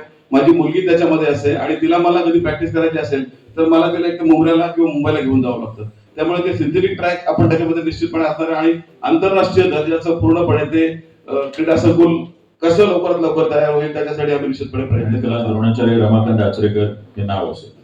मी थोडं पुढे जातो. ठळक कर्जत पुनर्विकास या विषयावर मला वाटतं मी बोललोय की आमचं एक वॉर्ड रेसिडेन्शियल प्रोटेक्शन सेल असेल, त्या माध्यमातून बँक गॅरंटीचा विषय, बिल्डर ट्रॅक रेकॉर्डचा विषय, टाइमलाईन इत्यादी सर्व बाबीबद्दल एक योग्य मार्गदर्शन पुनर्विकासात असणाऱ्या सर्व गृहनिर्माण संस्थांना केलेलं आहे. मनपा कामगारांना समान काम समान वेतन गेली 25 ते 30 वर्ष इथल्या राज्यकर्त्यांनी लोंबकळत ठेवलेला विषय. गणेश नाईक साहेब तर बिंदास ठोकून मोकळे झाले की आम्ही देतो म्हणून समान कामाला समान वेतन. त्याचा व्हिडिओ मागच्या वेळी आम्ही दाखवला होता. झोपडपट्टी पुनर्विकास, मला लक्षात येत नाही की इथे काय एसआरएची योजना नीट राबवली जाते. त्यातल्या सगळ्या त्रुटी दूर करून ती एसआरएची योजना राबवण्यासाठी राज्य सरकारला भाग पाडण्याचं काम आमचे महापालिकेचे नगरसेवक करतील. प्रकल्पग्रस्तांची एलआयजी आणि ईडब्ल्यूची घरं नियमित करणे, प्रकल्पग्रस्तांना आणि एलआयजी ईडब्ल्यूच्या यांना क्लस्टरच्या माध्यमातूनच प्रयत्न आहे. त्याच्यावर थोडं प्रवीणभाई बोलतीलच त्या घरांच्या विषयावर. पण आमचं म्हणणं ती घरं नियमित करण्यासंदर्भात राज्य सरकारकडे पक्ष म्हणून सुद्धा आणि आमचे महापालिकेत आलेले नगरसेवक हे निश्चितपणे पाठपुरावा करतील आणि एक सर्वंकष धोरण राबवण्याचा प्रयत्न होईल. तुम्ही प्रकल्पग्रस्त त्या दिवशीच्या पत्रकार परिषदेत मी उल्लेख केला की 25 फेब्रुवारी 2022 रोजी जो निर्णय झालाय की जोपर्यंत जी घरं जैसे थे म्हणजे 250 मीटरच्या पुढेही जैसे थे त्याच प्रकारे नियमित केली जातील प्रकल्पग्रस्तांची घरं. पण तदनंतरही त्यांनी फक्त नावापुरता सर्व्हे सुरू केलाय. सर्व्हे काही होत नाहीये आणि त्याच्या ते घरं नियमित करण्याच्या प्रश्नावरती तसंच अजून प्रलंबित चालू आहे. आता परत निवडणूक आले की मुख्यमंत्री उपमुख्यमंत्री येतील आणि परत तेच सांगतील की आम्ही नियमित करणार आहोत, पण ते नियमित होत नाहीये. परत तेच आम्हाला फसवलं जाते प्रकल्पग्रस्तांना. त्यामुळे निश्चितपणे आमची जास्तीत जास्त नगरसेवक निवडून आल्यानंतर आम्ही राज्य सरकारकडे निश्चितपणे या विषयासाठी प्रयत्न करणार की ही जी घरं आहेत जैसे ते जिथे आहेत त्या ठिकाणी तशाच परिस्थितीमध्ये रेग्युलाइज नियमित करण्यात येईल.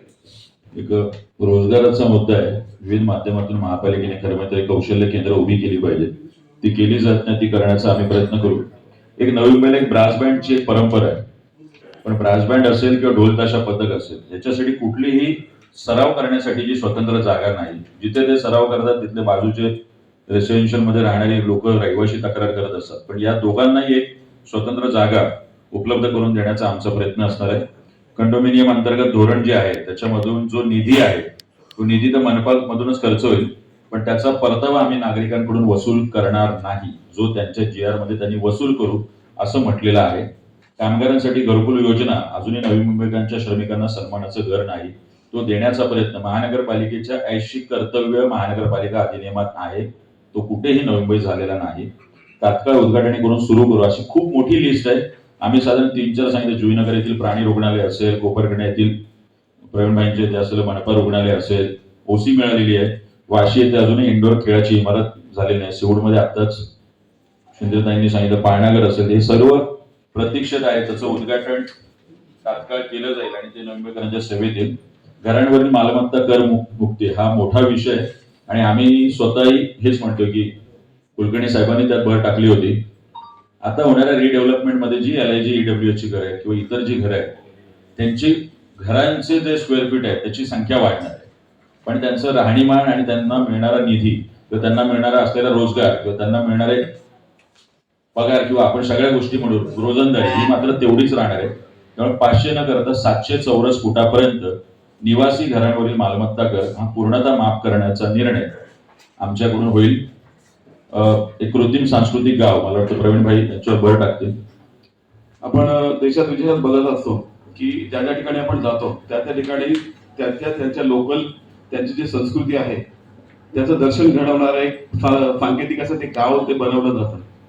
आणि आगरी कोळ्यांची ही नवी मुंबई आहे आणि आगरी कोळ्यांच्या नवी मुंबईमध्ये अजूनपर्यंत आगरी कोळ्यांच्या संस्कृती दर्शवणारं असं प्रकारचं एकही सांकेतिक किंवा प्राकृतिक असं भवन कुठं नाही किंवा एक गाव नाही. तर अशा प्रकारचं एक आम्ही निश्चितपणे एक अशा प्रकारचं गाव तिकडे विकसित करू जेणेकरून आगरी कोळ्यांची संस्कृती तिथे लोकांच्या समोर येईल.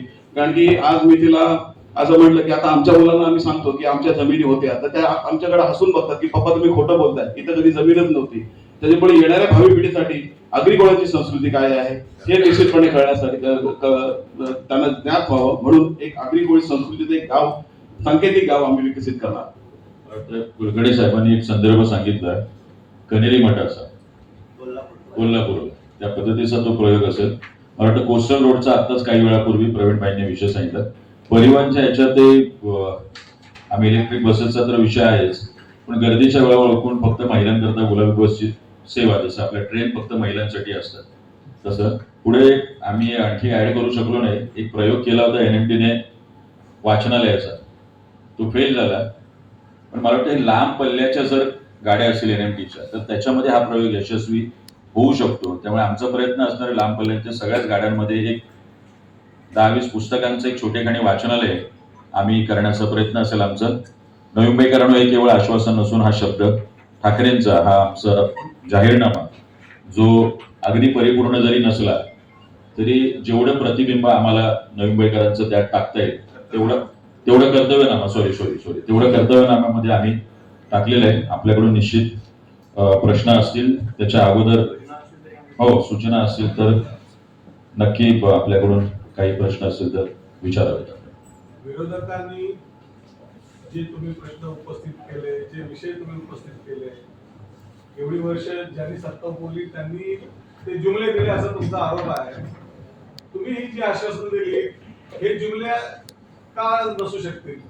एकदा सत्ता तर देऊन बघा, एकदा सत्ता देऊन 5 वर्षांनी जर हा प्रश्न विचारला गेला तर मी नक्की प्रयत्न करेन. आम्ही तुम्हाला एक शब्द नक्की देतोय की मला वाटतं नाशिकला आदरणीय राजसाहेबांकडे सत्ता दिली गेली होती. नाशिकमध्ये रस्त्यांचा विषय असेल, ट्रॅफिक चिल्ड्रन पार्क असेल, गोदा पार्क असेल, म्हणजे 250 कोटी CSR फंडातून हे प्रयोग राबवण्यात आले होते. ते अत्यंत यशस्वी केले गेले होते. मुंबई महानगरपालिकेत सुद्धा पब्लिक स्कूलचा विषय असेल, KM हॉस्पिटल असेल, सायन हॉस्पिटल असेल, अशा अनेक शेकडो गोष्टी केल्या गेल्या. त्यामुळे मला वाटतं की नवी मुंबईकरांनी एकदा जरी सत्ता दिली तर त्या सत्तेतून कुठले कुठले प्रश्न मार्गी लागतात याचं 5 वर्षाचं प्रात्यक्षिक नक्की आमच्याकडून आम्ही दाखवू. राज ठाकरेजी नेहमीच नागरिकांना, जनतेला साथ घालतात, आम्हाला एकदा सत्ता देऊन बघा. इतक्या वर्षापासून तुमचे प्रयत्न चालू होते, परंतु नागरिक तुमच्या त्या मागणीला साथ काय घालत नाही. याच्यातून तुम्ही काय अर्थ काढता? EVM मला असं वाटतं याच्यावरती मी उत्तर दिली, राजसाहेबांनी दिली, उद्धव साहेबांनी दिली, आम्ही पण दिलेली आहे. नागरिक कमी पडत नाहीये, नागरिक जाऊन मतदान करतायत. विषय EVMचा आहे. विषय ज्या पद्धतीने, मी आता तुम्हाला एक प्रयोग दाखवणार आहे, तो पहिल्यांदा दाखवतो. प्रशांतजी कृपया या. निवडणूक आयोग, आमचे उमेदवार, आमची पूर्ण प्रचार यंत्रणा आणि भाजप आणि शिंदे सेनेचा कसा दलाल झालाय याचा परत एक प्रयोग तुम्हाला दाखवतो. त्या दिवशी आम्ही दाखवलेच होते. हे आमचे प्रभाग क्रमांक 18 मधले उमेदवार आहेत. प्रशांत खरात, मनोजभाईंना याचं उत्तर नक्की मिळेल मला वाटतं या प्रश्नाचं सुद्धा. प्रशांत, आपण थोडं सांगावं, त्यानंतर मी त्या विषयात भर टाकेन. प्रकाश, आपण सगळे जमू यायचे. प्रशांत बोला. नमस्कार सगळ्यांना. मी 18 सानपडा वाशी या प्रभागातून आपल्या शिवसेना उभाटा आणि मनसे युतीचा मी उमेदवार आहे. त्या ठिकाणी जी अर्जाची प्रक्रिया असते, अर्ज भरणं, छाननी प्रक्रियेतून पूर्ण होणं, अशा प्रकारच्या सर्व प्रक्रियेतून मी व्यवस्थितरित्या माझा अर्ज पार केला होता.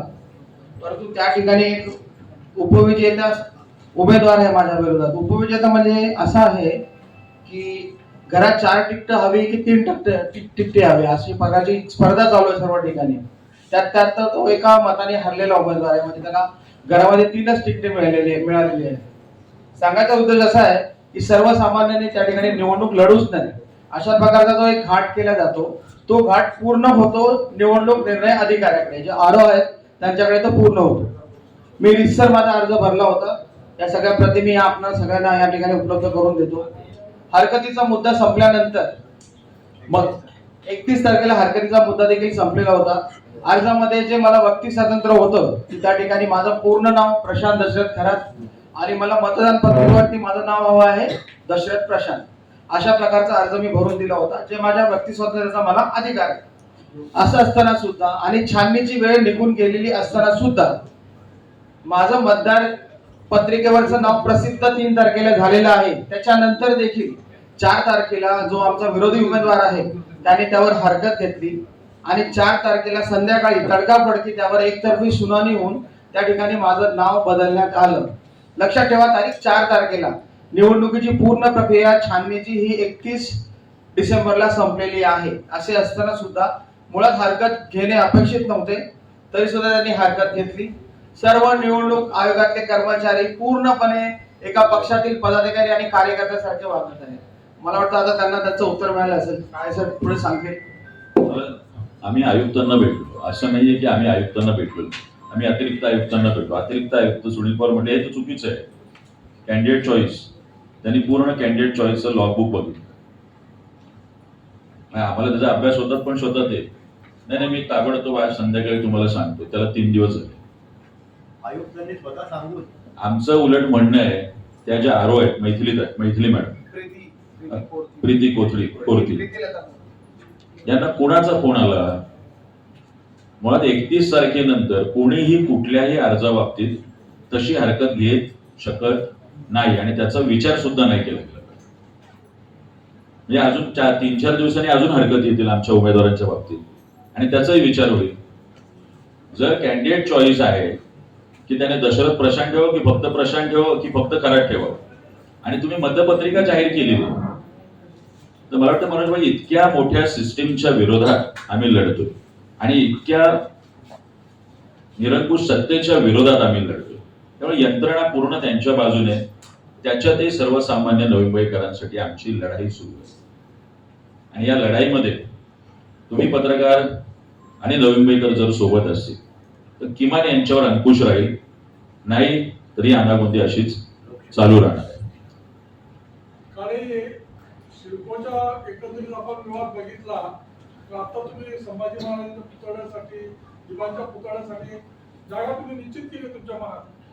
तुम्ही सत्तेत येईपर्यंत त्यांनी ट्रेनर प्लॉट काढून विकून दिला, तुम्ही काय? नाही, महानगरपालिकेचा डीपी मंजूर झाला ना, त्यातले प्लॉट घेतले, ते नाही विकू शकत.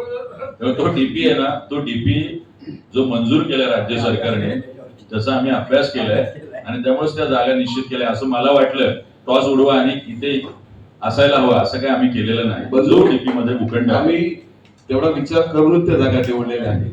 फक्त सांगत का नाही होत तर लगेच कॉपी होईल आणि पुढे ते पेस्ट होतील, म्हणून त्या सांगितलं जात आहेत आपल्याला. त्याच्यामुळं तसं काही भीती नसावी. 100%. तुम्ही मात्रजी गरजेपोटीकरांचा विषय किंवा तुमचं म्हणणं आहे की ते 150 मीटर 200 मीटर किंवा 250 मीटर जे काय ते आहे त्या स्थितीत रेग्युलेट करण्याची तुमची मानसिकता आहे. तुम्ही करून द्या. कसं करून द्याल तुम्ही? आणि मग असं जर जैसे त्या परिस्थितीला जर ती रेग्युलेट झाली तर त्या परिस्थिती, त्या एरियाची काय परिस्थिती होईल? मनोज भाऊ, जी कमिटी बनली होती जेव्हा उद्धव साहेबांचं सरकार होतं, त्या कमिटीमध्ये मी स्वतः होतो. तत्कालीन नगरविकास मंत्र्यांच्या अधिपत्याखाली ती कमिटी होती. त्या कमिटीमध्ये मी स्वतः होतो आणि त्या कमिटीमध्ये अनेक आर्किटेक्ट वगैरे सगळे म्हणजे जे सिडकोचे वरिष्ठ अधिकारी होते, त्यांच्या म्हणण्यानुसारच ते ठरलेलं आहे. असं नाही का आपण बोललो आणि ते झालंय. त्या कमिटीमध्ये मी आता मला ते पूर्ण विषय माहिती आहे. 250 मीटरपर्यंत मुद्दा होता. त्यानंतर असं ठरलं की जैसे ते जिथे म्हणजे 250 मीटरच्या बाहेर काही लोकांची घरं आहेत, कारण की तुम्हाला माहिती आहे अगोदर गावं जी होती त्या गावामध्ये मूळ गावाच्या पासून काही लोकांची घरं शेतावरही होती. त्यामुळे 250 मीटर न ठेवता एखाद दुसरं घर जर 250 मीटरच्या बाहेर आहे तर ते करावं असं तो GRE आहे. आणि तो त्यावेळेस त्यांनी मोठा कार्यक्रम घेऊन इथे आपल्या सानपाड्यामध्ये मोठा कार्यक्रम घोषितही केला, पण नंतर त्याची कारवाई झाली नाही. तो फक्त तसाच बनून त्याचा डब्यात पडून आहे. म्हणून आमची ही मागणी असेल, करणार आहे पालिका कधी करू शकत नाही, तुम्हाला कल्पना आहे, राज्य सरकार करणार आहे. आमची राज्य सरकारकडे कंटिन्यू मागणी असेल ते लवकरात लवकर व्हावं. एक मुद्दा त्यातला असा आहे, त्यावर तुमचं मत हवंय. विषय होता गरजेपोटी घरांच्या रेग्युलेशनचा, परंतु शासनाने निर्णय घेतला की त्या 250-300 मीटर मधली प्रकल्पग्रस्तांची घरं असतील किंवा परप्रांतीयांची घरं असतील ती पण रेग्युलाइज करण्याचा शासनाने निर्णय घेतलाय. त्यावर तुमचं काय म्हणणं आहे? त्याला आक्षेप असेल आमचा. प्रकल्पग्रस्तांच्या घराच्या मुद्द्यांवरती तो निर्णय झालेला आहे. निर्णय झालेला आहे. निर्णय तर सरकारने नॉन परप्रांतीयांचा पण प्रस्ताव केलेला आहे. म्हणजे 10 वेळा मला वाटतं प्रकल्पग्रस्तांच्या घरांच्या संदर्भातले शासन निर्णय आलेले आहेत. आज या नगररचना मंत्र्याला वाटतं, या अधिकाऱ्याला वाटतंय तो त्या पद्धतीने करतो. सर्वप्रथम सगळ्यात पहिल्यांदा जमिनी कोणाच्या गेल्या, जागा कोणाच्या गेल्या आणि कोण 100% भूमिहीन आहे. जो कोण नंतर आलाय आणि तो आज तिथे जागा बळकवतोय, तो राहतोय, त्याचा विचार हा नंतर दुसऱ्या प्राधान्याने. पहिल्या प्राधान्याने विचार हा तिथला भूमिपुत्र जो आहे त्याचाच झाला पाहिजे. तर फक्त शासन निर्णयात परप्रांतीयांना खुश करण्यासाठी तिथे असलेले सगळेच प्रकल्पग्रस्तांबरोबर जे आहेत ते मतदारांना मग खुश करून टाका, अशा पद्धतीचा प्रकार जर असेल तर त्याला शिवसेना मनसे आमच्या युतीचा 100% विरोध असेल. तर याला जोडूनच एक आहे, रिडेव्हलपमेंटसाठीच ही निवडणूक होते हे स्पष्ट आहे. आणि सगळे नेते मंडळी म्हणतात की आम्ही आता झोपडपट्टी आहे तिकडे मोठं घर देऊ, पडघर देऊ, किंवा सगळेजणच परिवर्तनाचं नाव म्हणतात. त्याला तुम्ही आमच्या प्रयत्नात तुमचं शहर जे आहे नवी मुंबई शहर, राज ठाकरेंचंच म्हणणं होतं एखाद्या शहराची मर्यादा काय आहे, तुम्ही तो मुद्दा का नाही घेतला? शहराची मर्यादा काय? आता तुम्ही बघता एवढे टॉवर उभारले जात आहेत, तुमच्या शहराची मर्यादा संपत आलेली आहे. हो मुद्दा तुम्ही कुठे? मी तुम्हाला एक मुद्दा मांडला जो थोडा तुमच्या नजरेतून गेला असेल.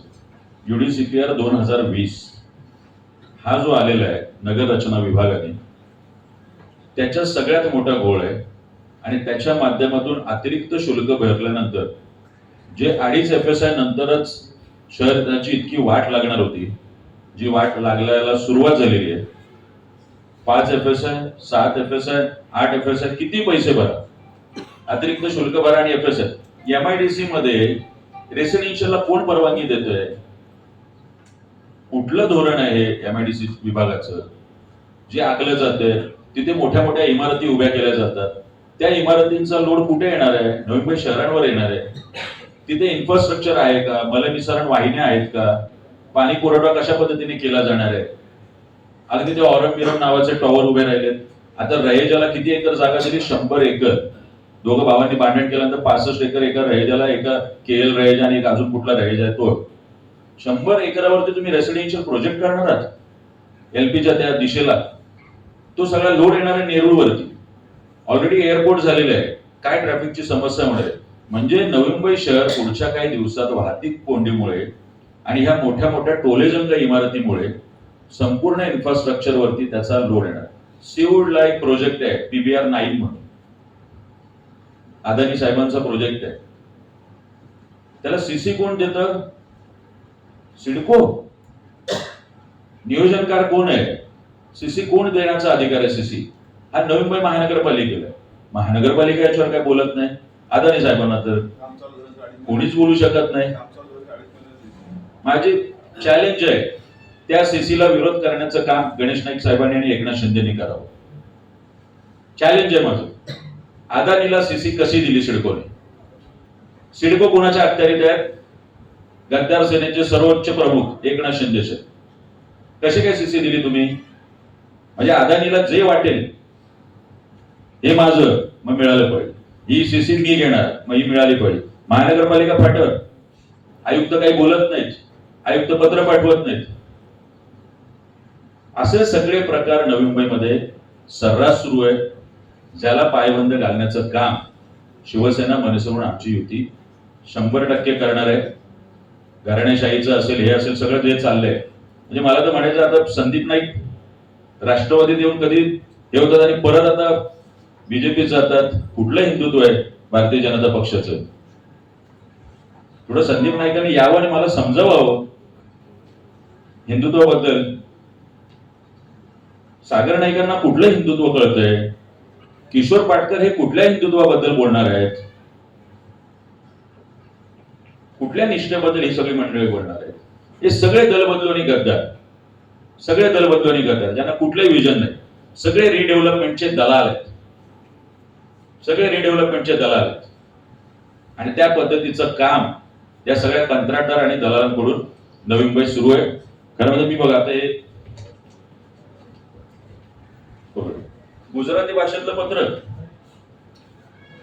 नवी मुंबईची ओळख ही आगरी कोळ्यांचं शहर म्हणून ओळखलं जातं. आणि कोण करतंय? साक्षात भारतीय जनता पक्षाचे उमेदवार जे आमच्या प्रशांत घराच्या विरोधात उभे आहेत, दशरथ भगत. गुजराती भाषेतली पत्रकर, थोडी उर्दू पण वाटा उद्या परवा, तुमच्या हिंदुत्वाला चॅलेंज आहे, वाटून टाका. मराठीचा आग्रह, या मराठी भाषेला राजभाषेचा दर्जा मिळाला आहे. आणि राजभाषेचा दर्जा मिळालेला असताना कुणाला खुश करायसाठी चाललंय हे? तिथे बाजूला उरण नगरपालिकेला प्रकाशभाई प्रवीणभाई एक शहा म्हणून उमेदवार होते नगर अध्यक्ष पदाचे. उद्या काय हे असं करायचंय, महापौर कुणाला बसवायचंय? हे सगळे प्रकार नवी मुंबईत जर सुरू असतील तर त्याला निश्चितपणे आमचा विरोध असेल. आणि इथे आगरी कोळ्यांच्या शहराची ओळख पुसण्याचा, इथल्या मराठी माणसाच्या शहराची ओळख पुसण्याचा प्रयत्न मुंबईला लागून असलेल्या नवी मुंबईचा जर कोणी करत असेल तर तो आम्ही खपवून घेणार नाही. 25-30 वर्ष ऑडिट नाही करत. काळा श्वेतपत्रिका आमची चॅलेंज आहे. पुढचं पूर्ण नवी मुंबई महानगरपालिकेत ज्यांची सत्ता होती 25 ते 30 वर्ष, काढा ना श्वेतपत्रिका, ऑडिट करा त्या विषयाचं. मागणी आहे आमची या संदर्भात. पुढे तुम्ही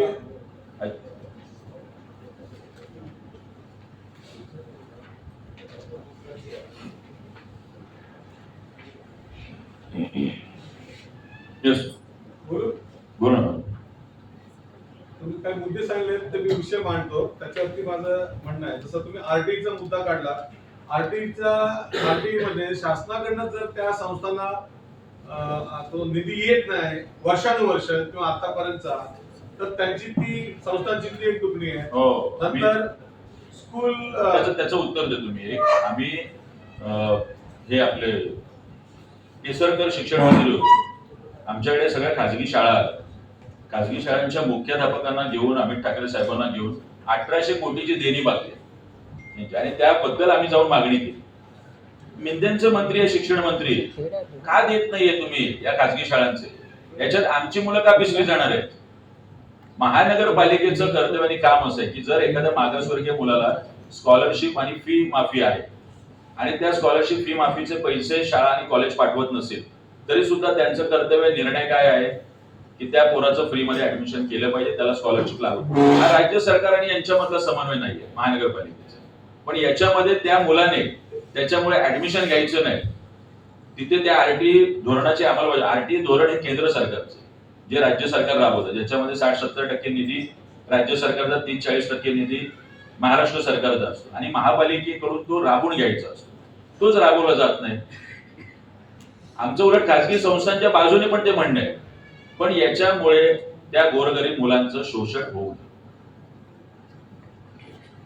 मुद्दा माझा तोच आहे की मला सॉरी बोलत म्हणून की हे आरटीचे विषय असेल किंवा इथल्या खासगी शाळांची फी कमी करण्याचं तुमची मागणी सातत्यानं होते, परंतु तुम्हाला त्यात अद्याप यश आलेलं नाही. हा मुद्दा महापालिकेच्या अखत्यारीतले नाहीत ना. हे विषय शासन स्तरावर, राज्य शासनावर, केंद्र स्तरावरती होणारे मुद्दे आहेत. या मुद्द्यांचा महापालिका निवडणुकीत तुम्हाला कितपत फायदा होऊ शकेल, तो एक मुद्दा. दुसरा की बजेट, तुम्ही हॉस्पिटलच्या बजेटवरती 230-250 कोटीचा उल्लेख केला आणि मग ती 500 कोटीची वाढ करायला सांगितली. ते 230 कोटी कुठं जात आहेत त्याचा शोध तुम्ही पहिले घेतलात का? मग तुम्ही पुढच्या बजेटचं सांगा. बोल मी त्याच्यावर मुळात सगळ्यात पहिल्यांदा शाळांच्या संदर्भात दिल्ली महानगरपालिकेत आपचं सरकार असताना अशा पद्धतीने खाजगी शाळांचं ऑडिट लावण्यात आलं होतं दिल्ली कॉर्पोरेशन, आणि त्यांनी त्या शाळांची फी वाढू नये पुढचे 3 वर्ष म्हणून त्या शाळांना प्रॉपर पत्र पाठवलं. आपला शिक्षण विभाग ऑडिट लावायचं. आम्ही ऑडिटची मागणी करतो. शिक्षण विभाग ऑडिट करू शकतो की नाही? करू शकतो. शिक्षण विभाग त्या पद्धतीचा अहवाल राज्य सरकारला पाठवू शकतो का? पाठवू शकतो. त्या पद्धतीचं आम्ही पाठपुरावा करू शकतो का? करू शकतो. शिक्षण हे महानगरपालिका ते राज्य सरकार दोघांच्या सूचीमध्ये आहे. त्यामुळे हा विषय एका ठिकाणी प्रयोग झालेला आहे. त्या प्रयोगाचा संदर्भ देऊन तो प्रयोग आम्ही म्हणतोय. तो राज्य सरकारच्या सूचीत आहे आणि तो महानगरपालिकेच्या पण सूचीत आहे. तो भले ऐच्छिक कर्तव्यात नसेल तर तो इतर कर्तव्यामध्ये मात्र आहे. ऐच्छिक कर्तव्यात पाणी आहे, गटर आहे, रस्ते आहे, ह्या सगळ्या गोष्टी आहेत ज्या कंपल्सरी आहेत. पण ज्या कंपल्सरी नसलेल्या सुद्धा गोष्टींमध्ये शिक्षण हा मुद्दा अंतर्भूत आहे आणि तो महानगरपालिकेच्या अधिनियमाच्या पुस्तकात आहे. हा पहिला मुद्दा. दुसरा मुद्दा हॉस्पिटलच्या संदर्भात प्रवीणभाई त्यात ऍड करतीलच. आमचं म्हणणं आहे नक्की पहिल्यांदा आम्ही 25-30 वर्षाचं ऑडिट मागतोय, श्वेतपत्रिका काढा म्हणतोय.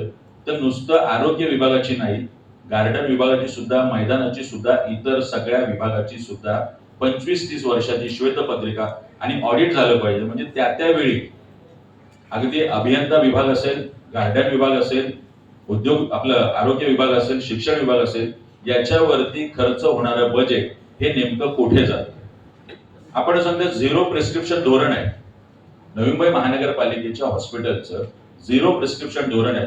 मी विधानसभेच्या वेळेस सर्व हॉस्पिटलला गेलो, माझ्या समोर लोक आहेत आणि मी त्यांना विचारतो काय झालंय. ते म्हणतात आम्हाला 500 रुपयाची औषधं बाहेरून घ्यायची, आम्हाला 2000 रुपयाची औषधं बाहेरून घ्यायची. जर 0 प्रिस्क्रिप्शन धोरण आहे तर तुम्ही कशाला सांगताय?